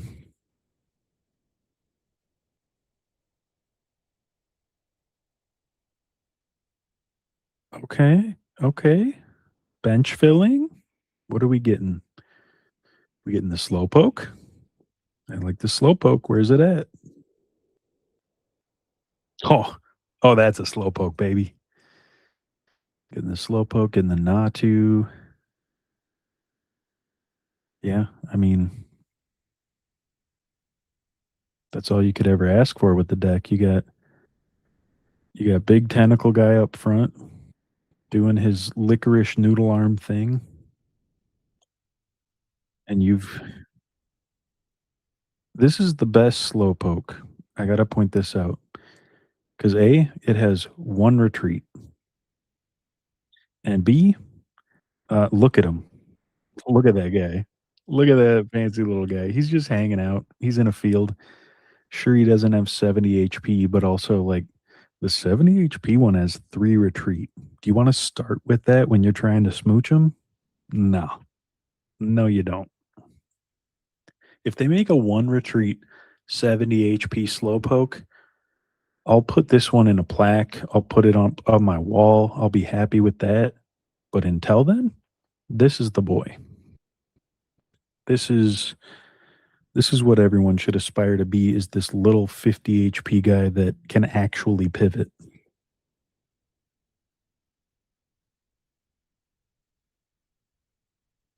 I mean, two prizes up with the Deoxys that hasn't pinged bench yet. If it works, right?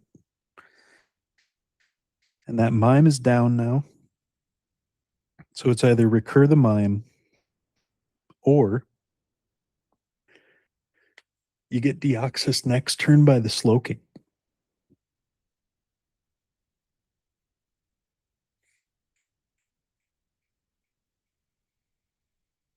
Looks like there's an evolution incense in hand for Noah. So I mean there's definitely options for what can happen next. It's not like we're gonna watch a sweep here. There's still been a lot of setup on Noah's side.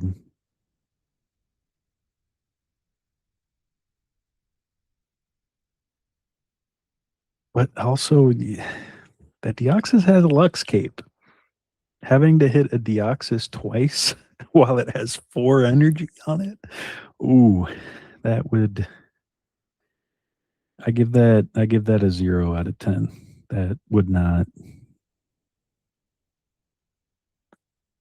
Hey, if I watch Slow King win 2 weeks in a row after Mahone on stream was like, "Yeah, it's not a good deck, too many evolutions." Ooh, I'd be I'd be living the dream. I'd be on cloud 9. I'll send CJ a signed Slow King and other stuff. Actually, if CJ pulls this out, sign Slow King. I'll sign up a fancy Deoxys. I'll sign an Imakuni's Do Duo. Who knows? I'll do it. I do wonder what the Evo incense is going to be for, though. Because like if it's for the Zatu, then you're losing out on the possibility of a Natu play without having to, scoop or what is it, that timepiece shenanigan? Is that in here? There is no timepiece. No timepiece. Just a Devo.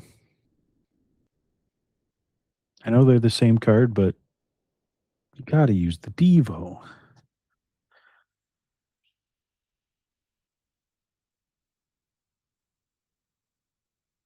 I do have Giratina in the list, so it's kind of deciding between a Giratina play and having the bench barrier of the mine. Because if that Deoxys doesn't go down right now, that's you need the bench barrier. Okay, field blower.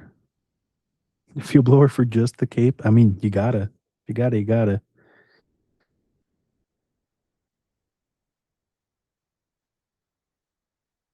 Energy retrieval. Okay, okay. Setting up the boulder.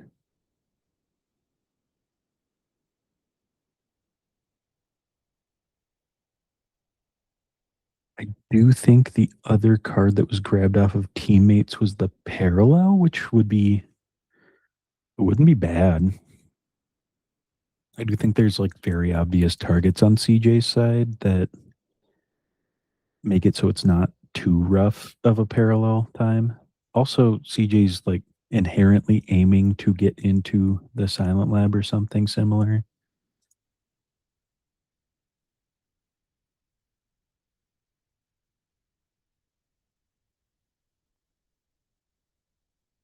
I mean, ooh, okay. So officially no bench barrier. Not worried about it.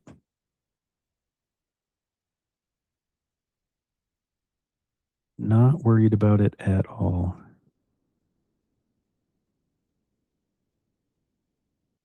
I don't know how I feel about putting that Mew down.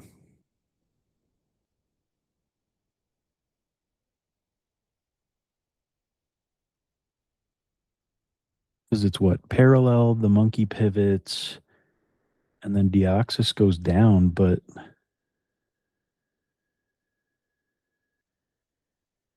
I don't know.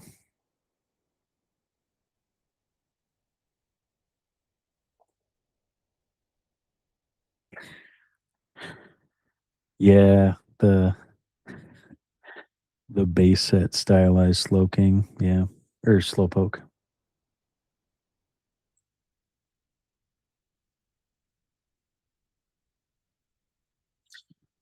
No, no, no, no, no, no, no. We're only talking about the Slowpoke actually. We aren't gonna look at any of the trainer cards that Noah's playing that are base set. It's all about that old style Slowpoke. That's the fancy. Oh, oh. Well, I mean there could still be an escape rope. Oh man. Or a scoop up? Could be a scoop up net. Just trying to dig further and then scoop up net. Oh no, that was the end of the turn. Okay. Oh no. Oh no. Yeah, so that's a that's a two prize turn while you already have a two prize lead. And the Slowking's at the ready. So like if you focus the Slowking, guess what? Deoxys is still up. And if you focus Deoxys, guess what? Slowking's still up. Like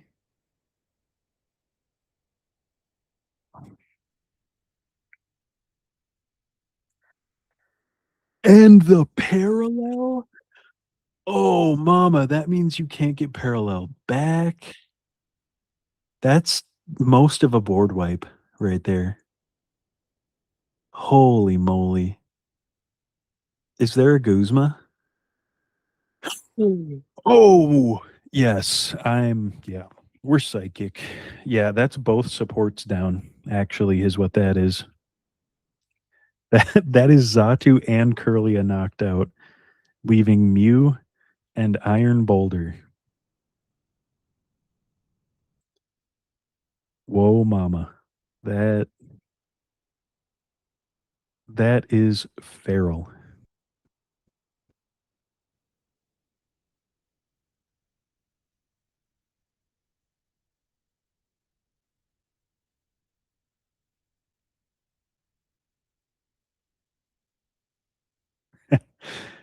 TV boy pointing out that the Natu deck. No, the Natu deck is playing blindside.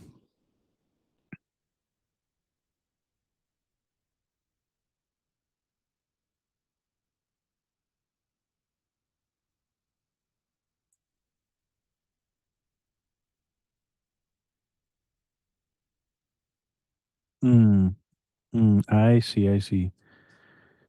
So closed deck list, you're saying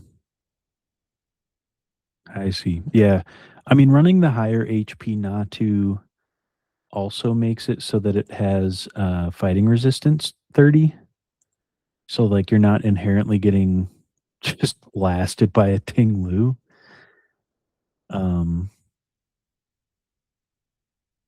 yeah, I mean it you could try and like in a closed deck list cheese and make them think that you're running Deoxys and Blindside, but I don't know. If I was gonna run Blindside and Deoxys, I'd be running the Ancient Trait Nidoqueen that attacks twice, which I've done. Like I ran that 6 months ago with the Blindside tech and the Crisis Punch tech because funny. Yeah, so that is a Deoxys Slow King moving forward. Going after my heart. That is so cool. Okay, so that's a CJ win. We've got Ghouls and Martin on table 2, which is Terraplume versus what looks to be Watermill. Oh, that's a treat. Are you kidding me? We got Terraplume versus Wugmill.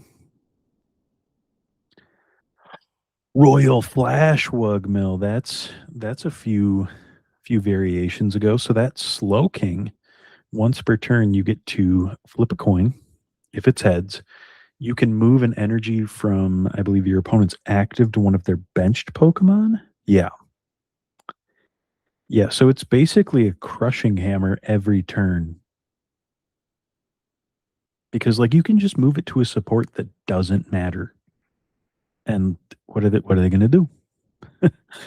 Are they gonna attack with their Bibarel and flip a coin and maybe do 100? Who knows? Are they gonna attack with their Squavit in certain matchups? No.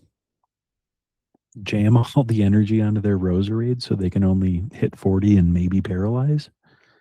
Funny. Heck, put it all in the Vileplume. What do you care, right?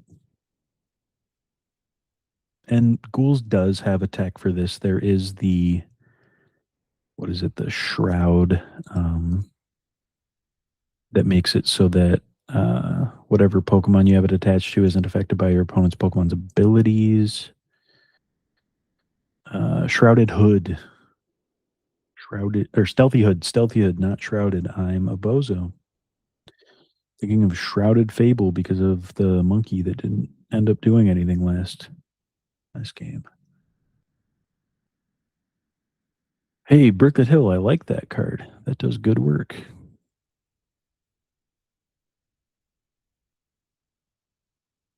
Oh, dice off the table. We're accepting it though. That's a lot of energy on Sawsbuck, and I kind of wonder if people don't realize what Sawsbuck does. Because it's 60 and then it swaps to bench for 2. So, like, it can still take knockouts.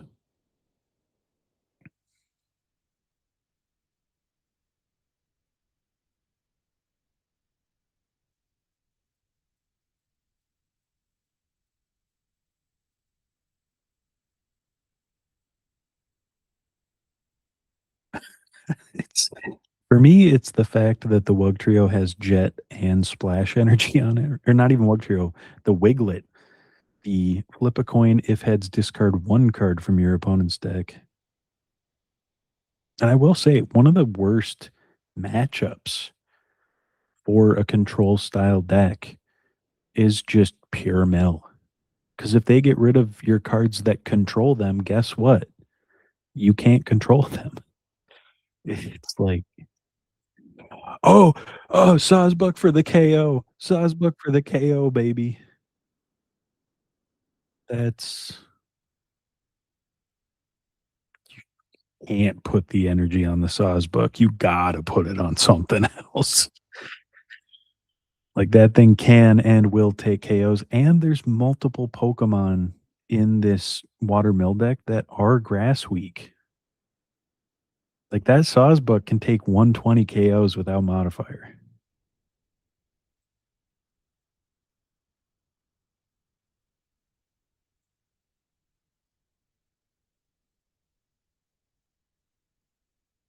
Yeah, because that older Slowking that has grass weakness and 100 HP, so that gets knocked out. Octillery has grass weakness, that gets knocked out.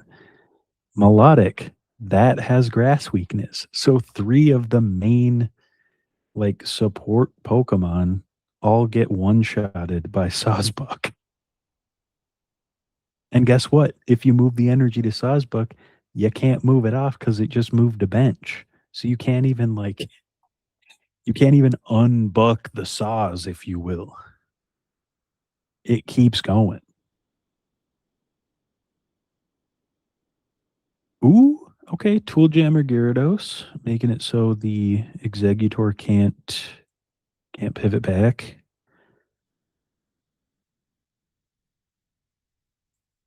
Is it a Ghouls 3-1 kind of night? Okay, top two. Or top four. Okay, I missed one in there. Okay. That's really bad. Losing Plumeria there is not good.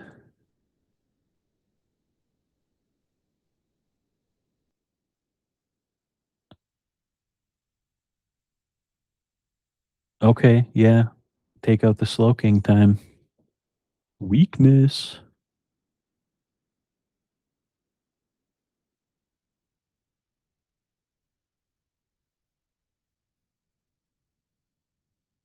Oh, and he's keeping it active. Yeah, okay.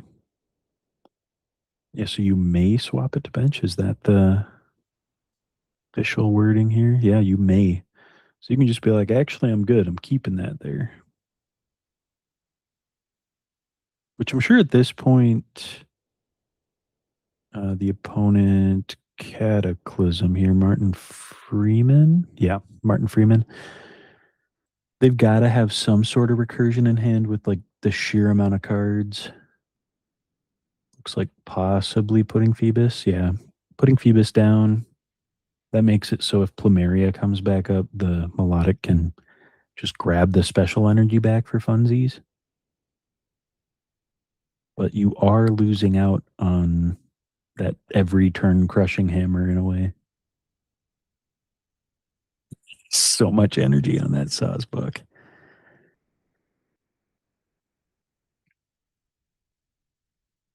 Because I mean, depending on resistance here, if Ghouls doesn't end up pulling out the win here in the next 10 minutes, there's a very real chance that it's Watermill versus Slowking Deoxys in the finals. Oh, that I'm glad I'm the one casting this because that both of those decks are just that's me. There I am. That's the kind of crud that I play.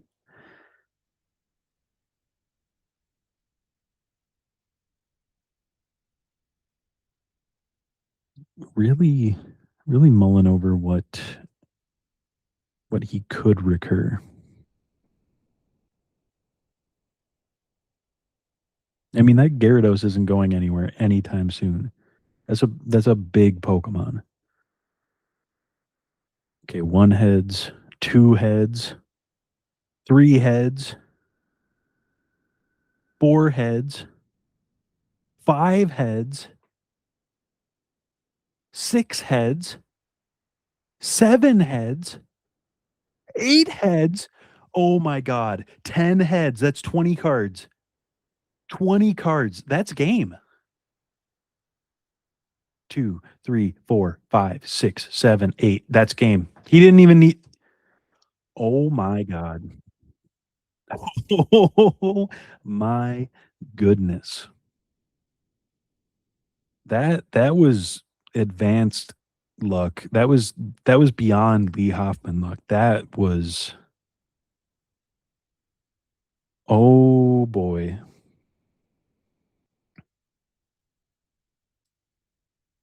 Oh my God. Yeah. So couple of 2-1s. Okay. Okay. All right. So we've got 1-3-0 with CJ. That's right.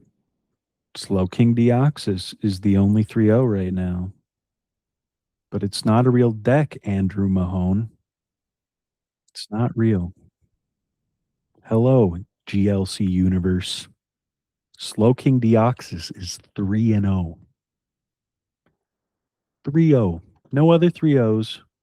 We got one more round. We do 4 rounds here with the amount of players that we have. And it does look like we have one other game still going on with 6 minutes left. I think we should hop into table 5. See what Chucky and Spence are doing in this 1-1 game, because I mean, if they end up 2-1, there's a lot of 2-1s. There's a very real possibility they end up in the finals depending on their resistance here.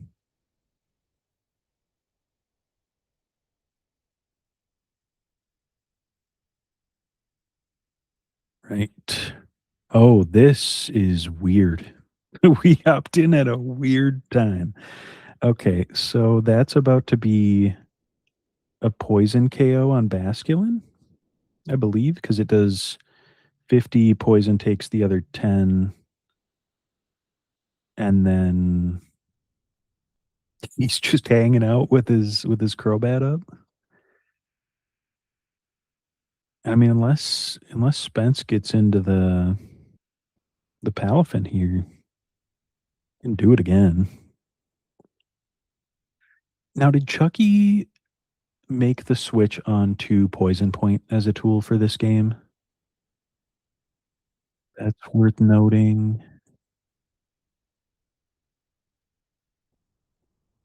All right, so he did switch to Poison Barb, but it does look like that game's up.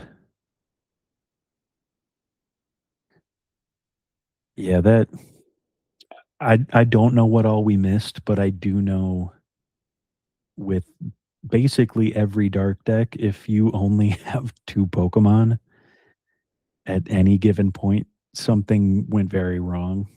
Um, Sometimes it's just really hard to set up dark.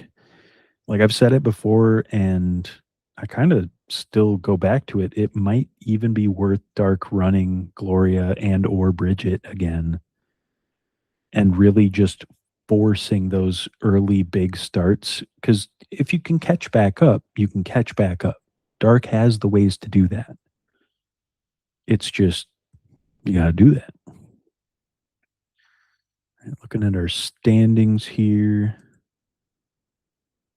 all of our rounds are complete, or all of our tables are complete. We do have 1/4 round, and we have 4-1. Um, which it looks like CJ already beat Martin Freeman, so that win resistance works in CJ's favor, and it works in Ghoul's favor. So there's a possibility that it's either Ghouls or Count Sligo against CJ in the final round here. No matter what, it's going to be a cool matchup because we got that Slow King.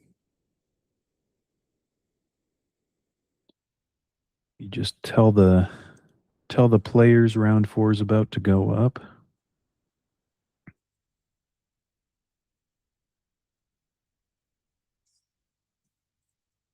Let me just click through, make sure everybody clicked the buttons they wanted to click and there's no judge calls. I'm just making sure integrity of the tournament's in check here.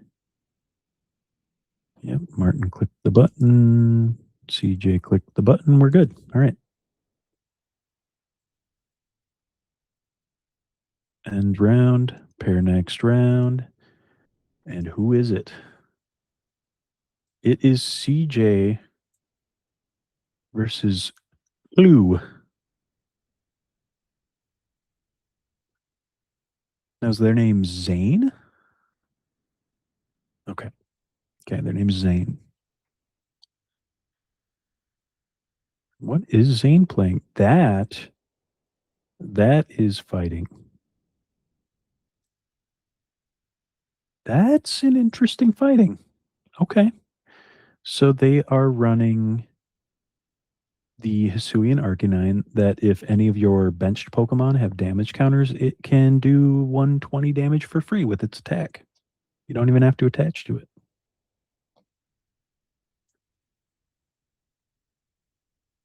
It's a very fun card. They're running the 80 HP discard a stadium for free Hisuian Growlithe, so they're not doing the burn strategy or the like defense curl. They want to be able to just cheese stadiums out, worst case. They're not running detect Riolu. They're going for the quick attack. Okay. A lot of silver borders. Mostly silver borders. The only non-silver borders are couple supporters, 3 supporters that don't have silver borders, or 4. So they have Guzma, Marnie, Karina, and Guzma Hala. Those are the only supporters. Or nope, they have Hex. They have teammates. I don't know how to look at limitless lists. I'm not good at this. If they aren't in alphabetical order, my brain goes, wait, what? We're having a little difficulty here getting the games up on stream.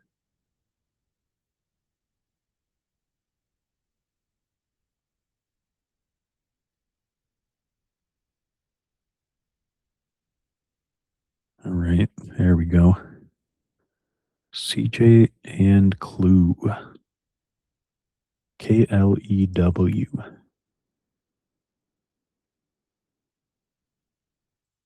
Get all these other extra lists off of my screen because I've been researching like a real goober.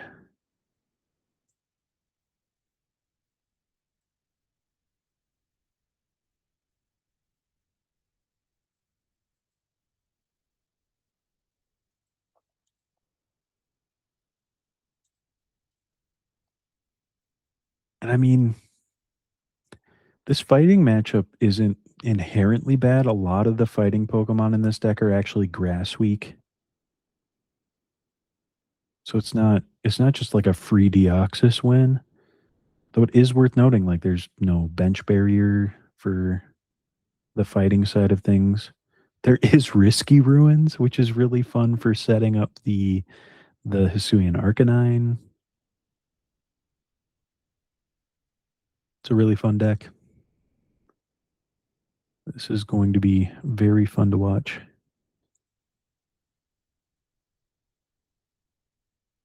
I mean, CJ's on Slowking.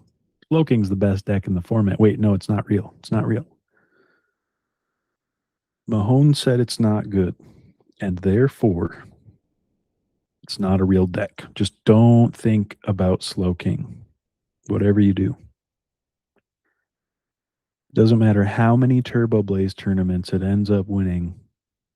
It's not a real deck.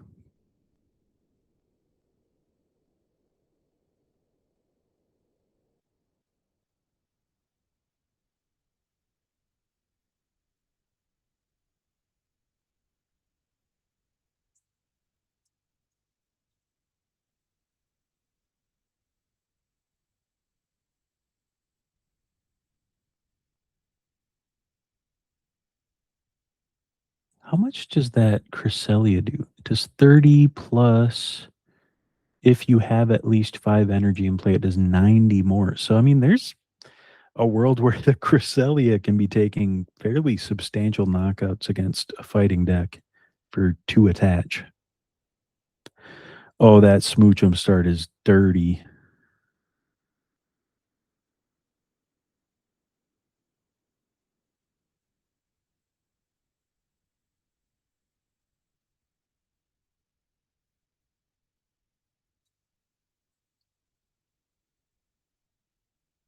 That was a U-turn board pass. Oh, mama. That's that's not what we like to see. I'm sure there's supporters in hand that are going to matter. They just can't going first. And I mean, at least Lunatone isn't Psychic Weak. And Deoxys is a setup deck, so there's very much a possibility it's not totally scuffed. Now, depending on what is in CJ's deck right now, starting Guzmahala probably one of the best things you can start, especially with Smoochum active, because it means that you can grab all your setup cards. You know, you can grab Artisan, you can grab your telepathic energy. Yeah, so there's Artisan, there's telepathic, and Luxcape pretty good. Nope. What do we got going on here?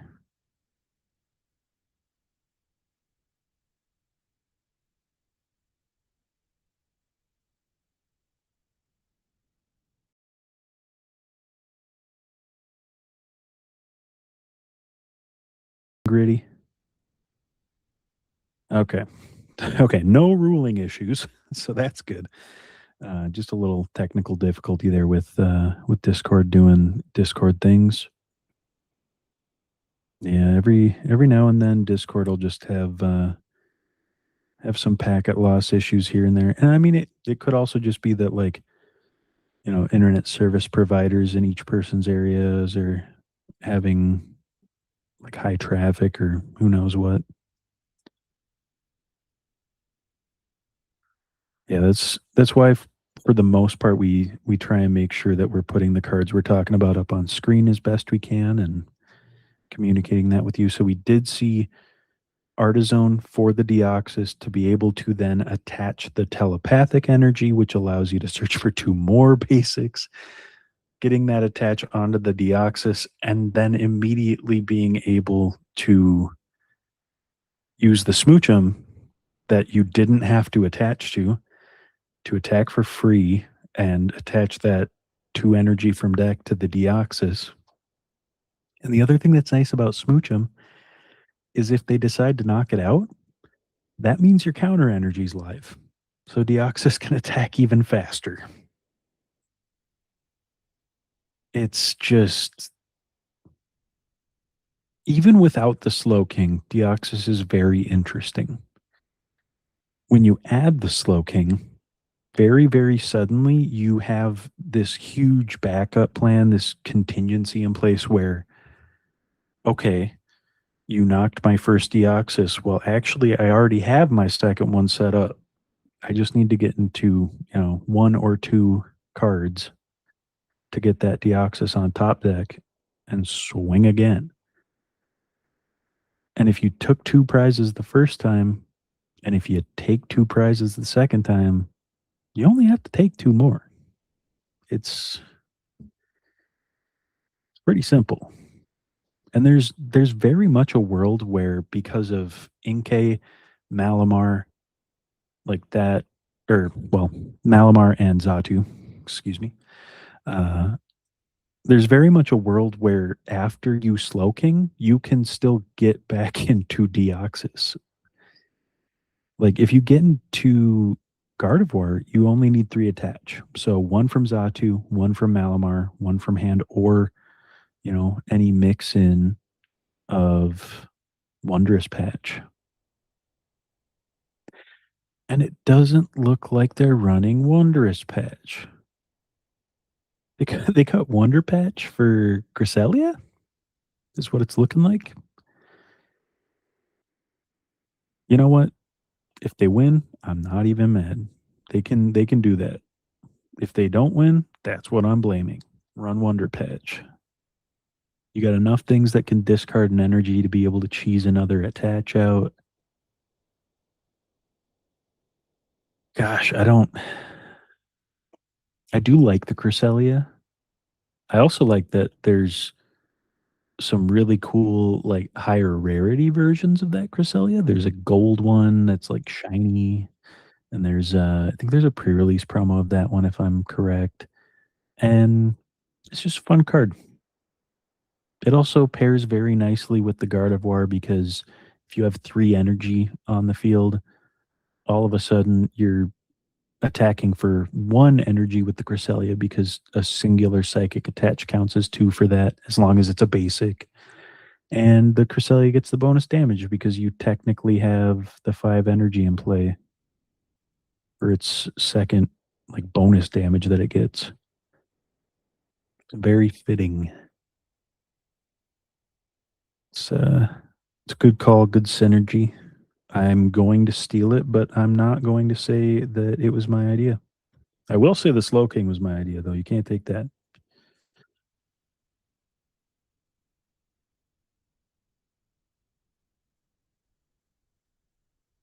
Ooh, CJ local NYCGLC hero. Yeah, quite a few people in chat cheering for CJ. And that's another thing about gym leader challenges. Like the community is so cool,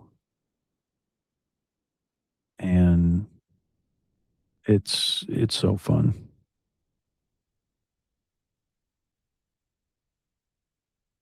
Gotta get all these New Yorkers to the Pitch Black 3K at Full Grip Games. We are not sponsored by Full Grip Games, but they have offered to buy us chicken one time, and I will hold them to that. Or not. I don't know. I just appreciate what they do for us. So even if they don't buy us chicken, I'll be pretty happy with everything they do. So, but I do still want my Raising Canes. I like my Raising Canes. It's not good chicken, but it's like you sauce it up and it's great. We are also not sponsored by Raising Canes. They could fix that. They could sponsor me. Love it. But we are sponsored by Collectors Connection Duluth. You can check them out while these searches are happening at collectorsconnectionduluth.com. That's a Ralts coming down off the Artisan. And there's other search options too. There's the Nest Ball going down. Also worth noting, no Parallel and no Avery in this fighting deck. So whatever bench is going up, that's sticking. But there is Ting Lu in this fighting deck. So whatever goes up is sticking. The psychic list does not have bench barrier. So it kind of just has to hope to keep up. Smoochum does have resistance though, which is really funny. And that is a fully set up Deoxys with Lux Cape. What more could you ask for?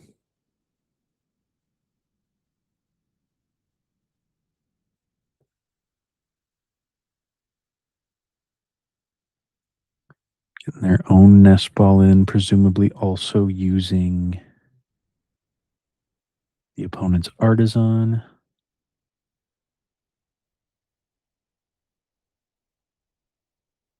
Which against Deoxys, it's not even bad if you bench fill against it. Like it's probably better that you do because things are going to start going down and you need to have replacements at the ready. I do wonder if it's going to be maybe it's Solrock goes up and attacks because I feel like going Dogi this game is super rough. It's just a lot of resources to be able to upkeep. And there's no barbarical. It's just raw Dogi.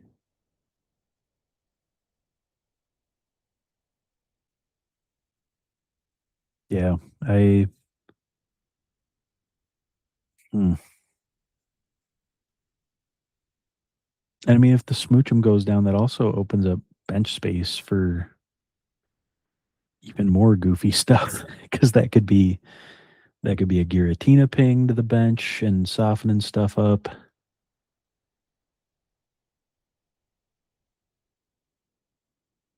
Could even just leave it open, have it at the ready for when you do get the Tina.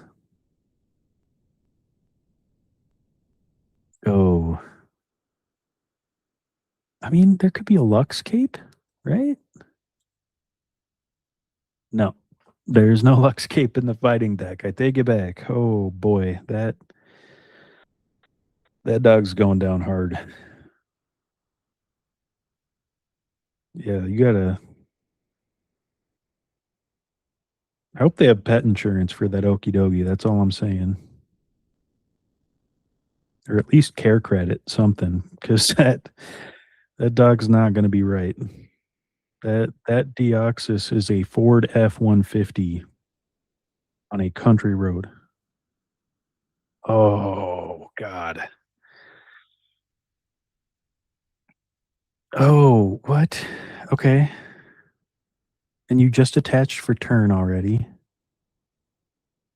Verse Arvin, use Arvin? What? Is it rope? Is it a rope play?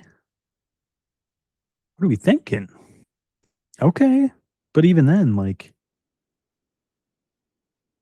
what's rope gonna do? Okay.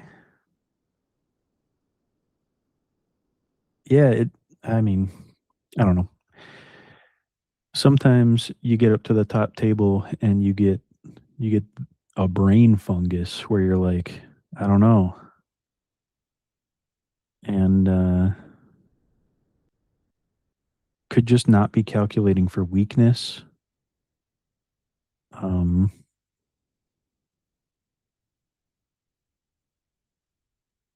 yeah, and I do think that's the right play by CJ. Give up the Natu. Because like you already have most of your energy on the field. Like the idea that you're gonna get it back to draw more is not great. And like Malamar is gonna be better in general. Yeah, because now that's oh man.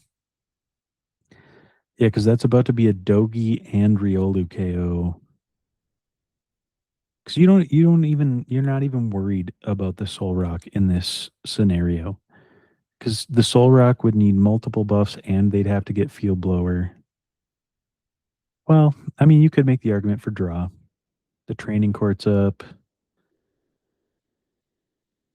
There's there's a world where I could see one of the rocks going down.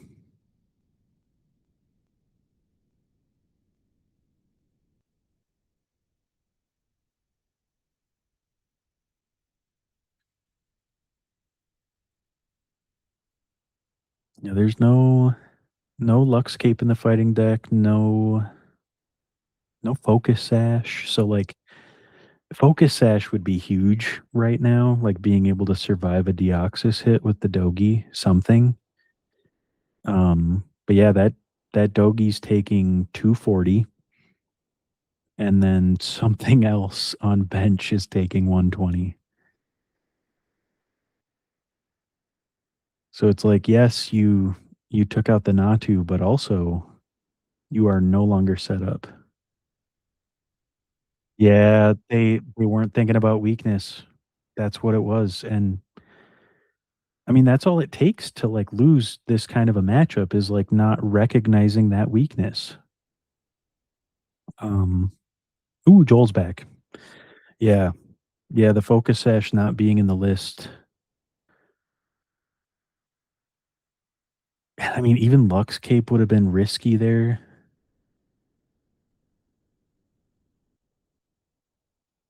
because you can power up a Tina pretty easy in this kind of a list. There is a rare candy for the Guardy, so, like, if you can rare candy into the Guardy and then Malamar attach onto Tina, that's 260.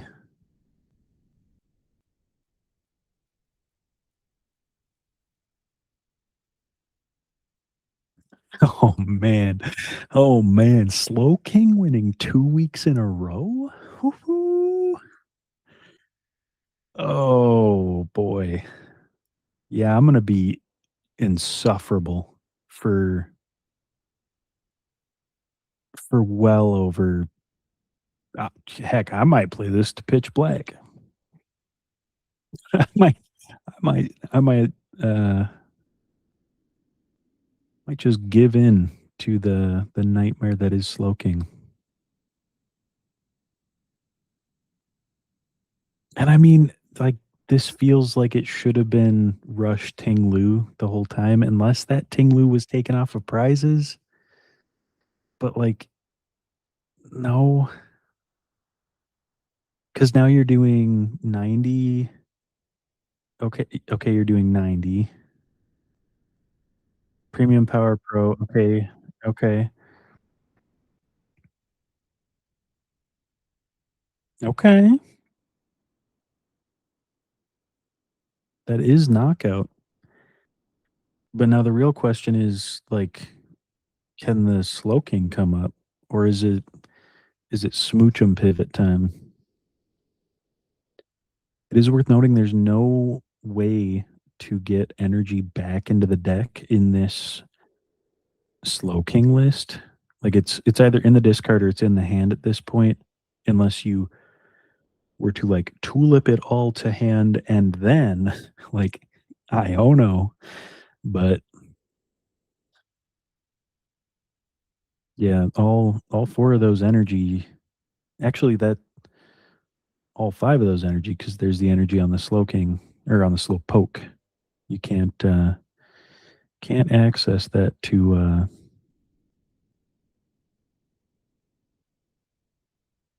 here.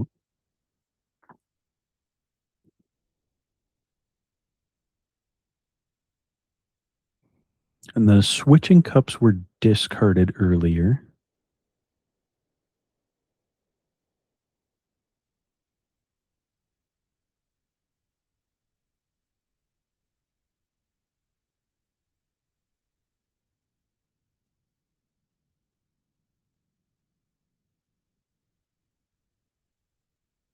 Okay, there is a tulip, looks like in hand. Ooh. Yeah, I'm not smiling as much right now, but I mean, still 3-0. Still 3-0. Game's not over. Okay, parallel. We like parallel.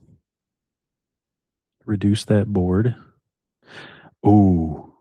Okay. Getting rid of the floatstone Tinglu. Okay.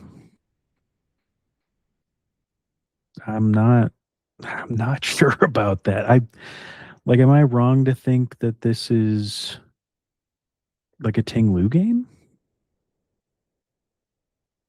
Like that like it feels like this would be prime Tinglu time because nothing in the deck inherently one-shots Tinglu. And then on top of that, there's no bench barrier in the psychic list. So it's like you can just kind of go at your own pace, keep swinging 30. And like if they ping something on your bench and then have to swing into Tinglu twice to take knockout with the Oxus, then like, oh no, like whatever will I do? Okay, so attach to turn to Deoxys.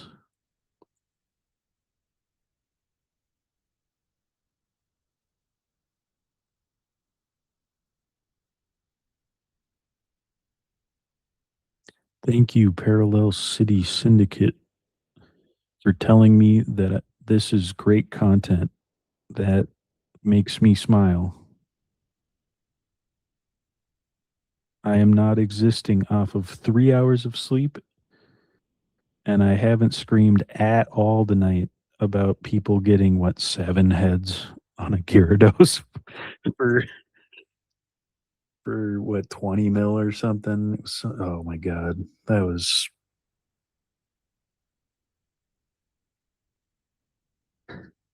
witnessing that witnessing a 3-0 slow king, possibly 4-0. Who knows? Who knows? We know premium power pro's down, so you can't as easily swing through that Deoxys again. I mean, the real question is where the heck are all the stage ones? Because there's a lot of basics and not a single stage one right now.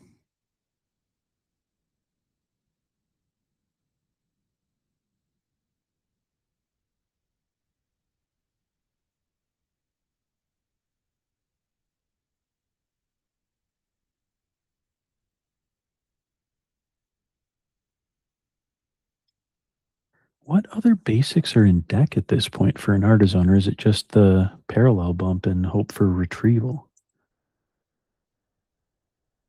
Okay, so Hawlucha and Blood Moon Ursaluna are still available, as well as I believe Marshadow.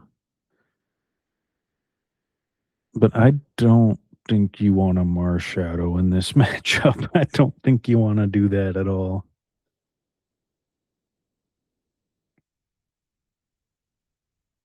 Because, like, sure, there's Pokemon you can hit with the Marshadow, but like,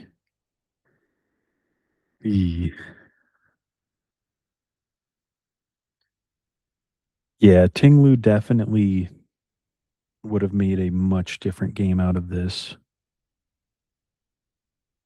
They opted to rush the Dogi, and I genuinely think they got to this point in the tournament and they weren't thinking about weakness and they just were like big dog, and like everyone's been there at some point, and then it's like because like Clue went to put the damage counters on the Dogi, like reading it as 120 and not the 240 that it was.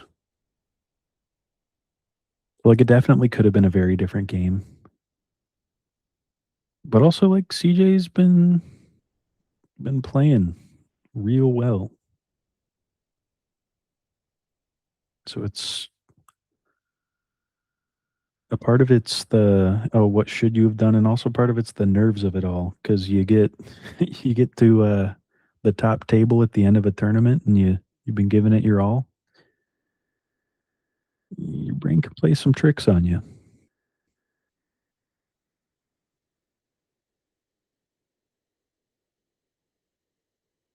Yeah, I mean the Marshadow has more targets in this list specifically.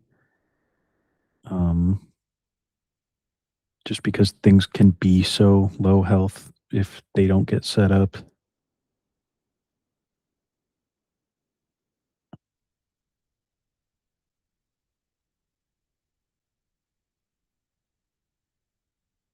There's the Marshadow.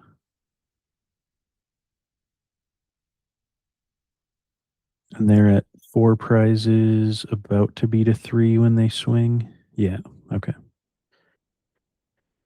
They're putting down the Marshadow. How much energy do they have in deck? So they used one of the rainbow. Oh, they've got plenty of energy. They'll be fine.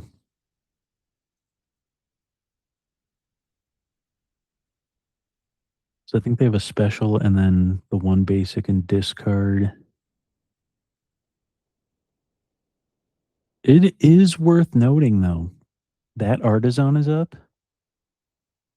And this next hit goes into Blacephalon turn.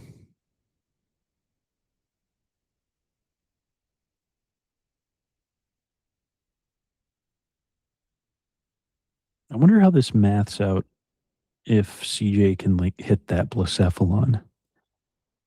'Cause the Blacephalon can soften up the Lucario and the Blood Moon Ursaluna while taking a knockout, I'm pretty sure. Because it puts 3 on Blood Moon, 1 on Lucario, and then it has 9 left over. Or no, 8 left over. So yeah, it can take out the Hisuian Growlithe.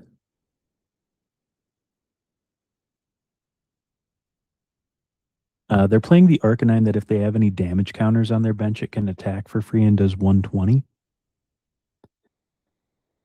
So taking it out, like taking out that Growlithe with a Blacephalon play right now and putting damage on Lucario and Blood Moon where you can, take both knockouts with the Deoxys is it's also making it so they can't attack for free with Arcanine, which is gross.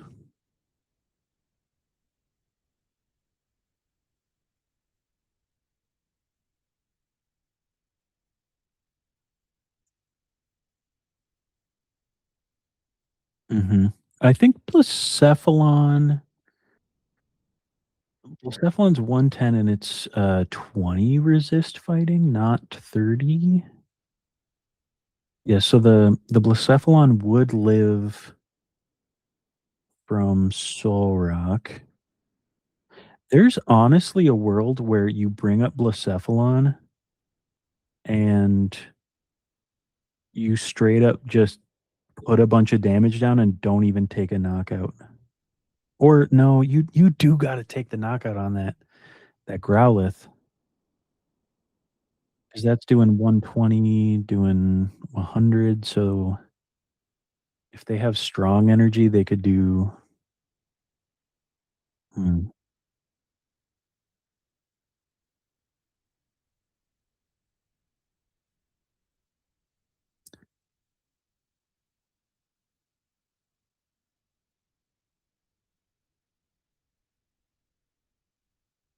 ooh, is counterpriced.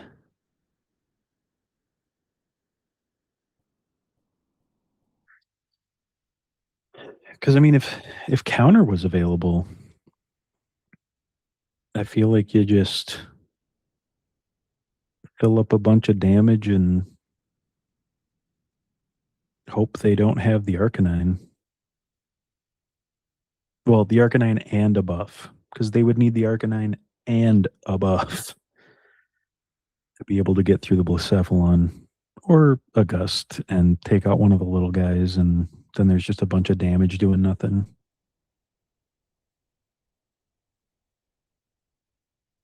You could, like, put Lucario to 10 and, like, hope for a goofy, like, Tina play.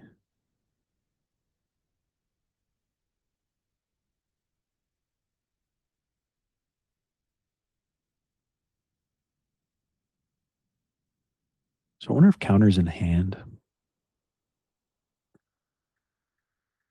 And, like, that's one of the fun things about the deck is you've got so many different ways to take multiple KOs. You got Blacephalon, you got Deoxys, you've got Slowking that can use either of their attacks, and, I mean, you can really goof around with that stuff.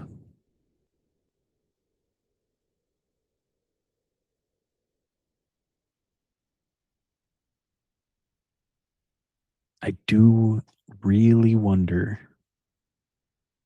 what the response is here, though. Because the Lucario, it's if it was knocked out by damage? Yeah. Yeah, Avenging Knuckle only does 120 more if it was damage from an attack. So, he could just take out the just take out the Growlithe, put damage on the Lucario and the Man Bear Pig. Yeah. Yeah, counter in hand. And then Deoxys is still just sitting there. So, like, you go even on pricing, and you just have to have an attach and RDT versus Bariyama in the current meta. Um, Yeah, I mean team in general thinks, RDT is better. There's a bias, obviously. Um I think Whiscash Mill is the optimal fighting deck, if I'm being completely transparent. Um yeah, Whiscash Mill. It's my pick. No, I like Barbiama's fun. RDT's fun. I don't think the meta is settled. I think there's still a lot people are working out. And I don't think Pitch Black changes that much compared to the last like two or three sets.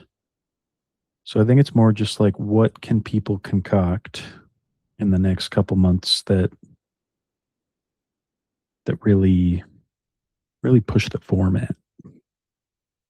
Because I mean, not to toot my own horn, but I mean, Slowking's pushing the format. It's making it so it's okay to get a little behind and that you have multiple Deoxys in a sense.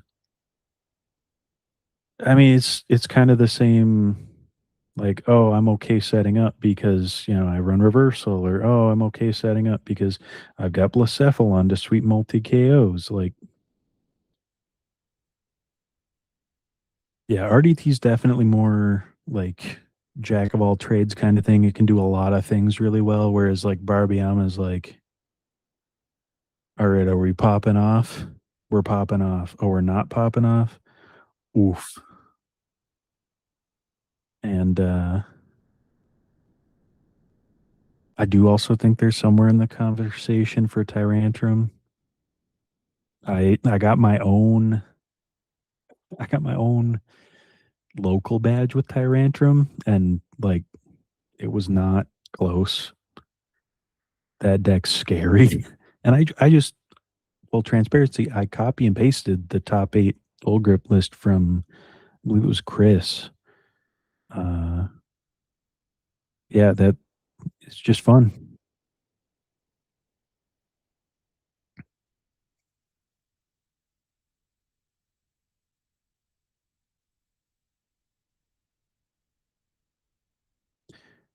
Did the Deoxys have damage on it?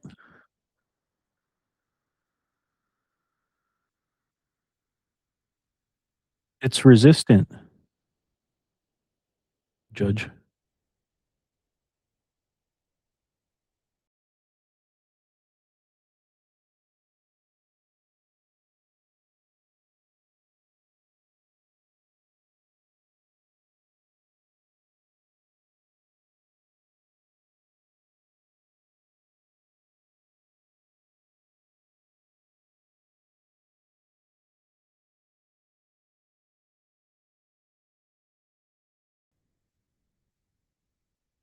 I see. So the damage counter got taken off when you promoted. Okay. Yep. Okay. Just making sure that we we didn't miss something there. All right. Keep going. Good stuff. Yeah. So during the promotion, the dice just came off, and there was the Halucha ping. So now the Blacephalon does still have the counter energy, but it's only doing 4 damage counters because the fighting's down to 2. I mean, we could still see the Slow King pop off depending on what is in hand, and that's quite a big hand. There hasn't been disruption, which if that Slow King does pop off right now, that's Blood Moon and Lucario KO'd.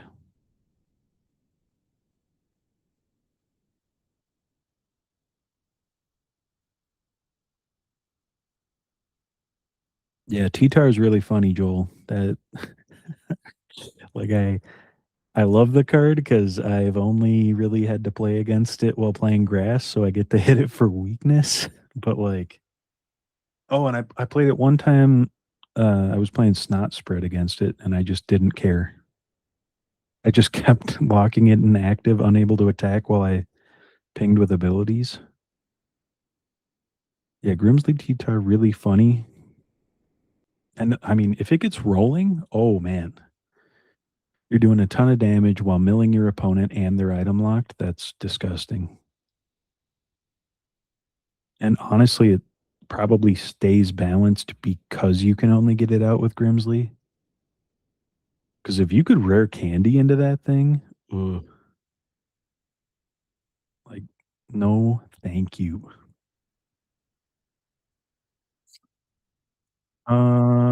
Well, yeah, yeah. So that's Raihan, Malamar, and Attach for turn. Oh, energy retrieval.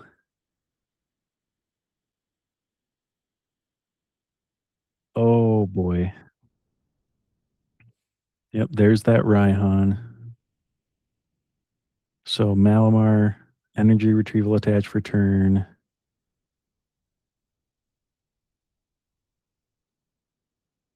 Yeah, because I mean that's knockout on both active attackers. There's no more buffs. Well, no, there is. There's one more buff. We are not taking into account the martial arts dojo. So there is a world where if he can get into the dojo, if Clue can get into dojo, that this the soul rock can take the Deoxys down. Um I do wonder what is being grabbed right now. And I mean, for all we know, what's being grabbed is for next turn. It's just like a little thing here and there, like, getting more support up, whether it's just like grabbing the Slow King, as simple as that, or because that's the other thing about Slow King. Its second attack just does 120 for 2 if you have Gardevoir in play, which takes out the Soul Rock. So, like, ooh, that's a Silent Lab. Oh, boy. Okay. We're back. We're back.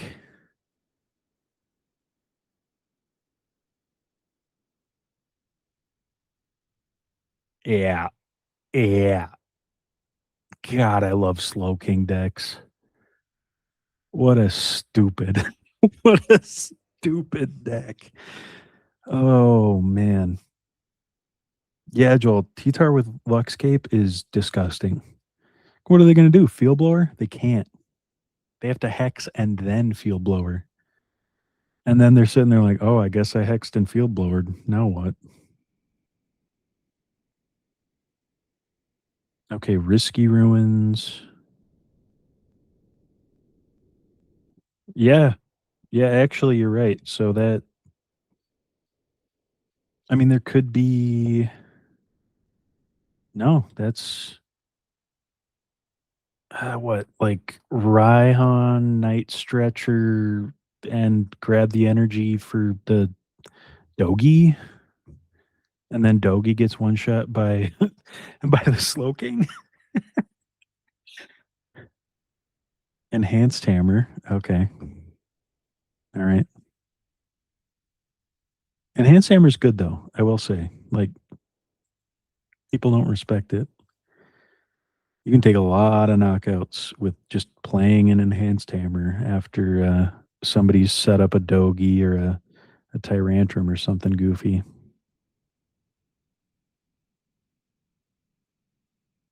Okay. Iono to 1. Iono to 1 and Iono to 2. So there's a problem here. That means no hex. And attach for turn was on the Marshadow. That's just game, right? Like, there's no other way to get energy on the Marshadow this turn.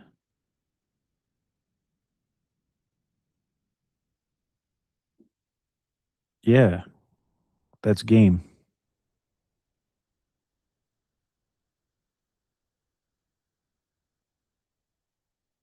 Because now it's just Deoxys knocks out 2 Pokemon for 1 prize. Are you telling me Slowking won 2 weeks in a row. The deck that GLC Gym Leader Challenge creator and overlord Andrew Mahone said isn't good, isn't real. It's too much. No, no, you already Iono'd.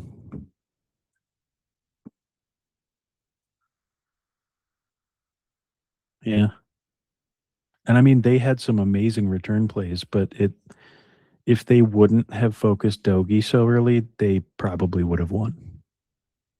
And like, you're not always going to see all your routes. You're not always going to see all your outs. Um, I have a very cushy bird's eye view of everything happening right now, where I can just be like, oh yeah, I don't have the stress of it. I can just talk about it. You know, it does count as a slow king win. I mean, if you can pull the deck off without even having to use the slow king, it's obvious that it works.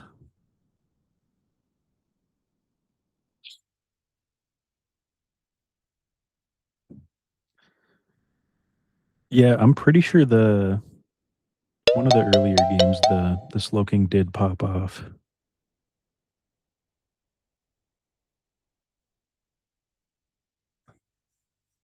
All right, that is 2 weeks in a row of slow king wins on the Turboblaze Trials by us, Turboblaze GLC. Thank you everyone for watching. Thank you everyone for attending, and thank you to Collectors Connection Duluth for making this all possible. You can check them out at collectorsconnectionduluth.com for all of their events and whatever they happen to be selling at the time, whether it's comics or cards or what have you.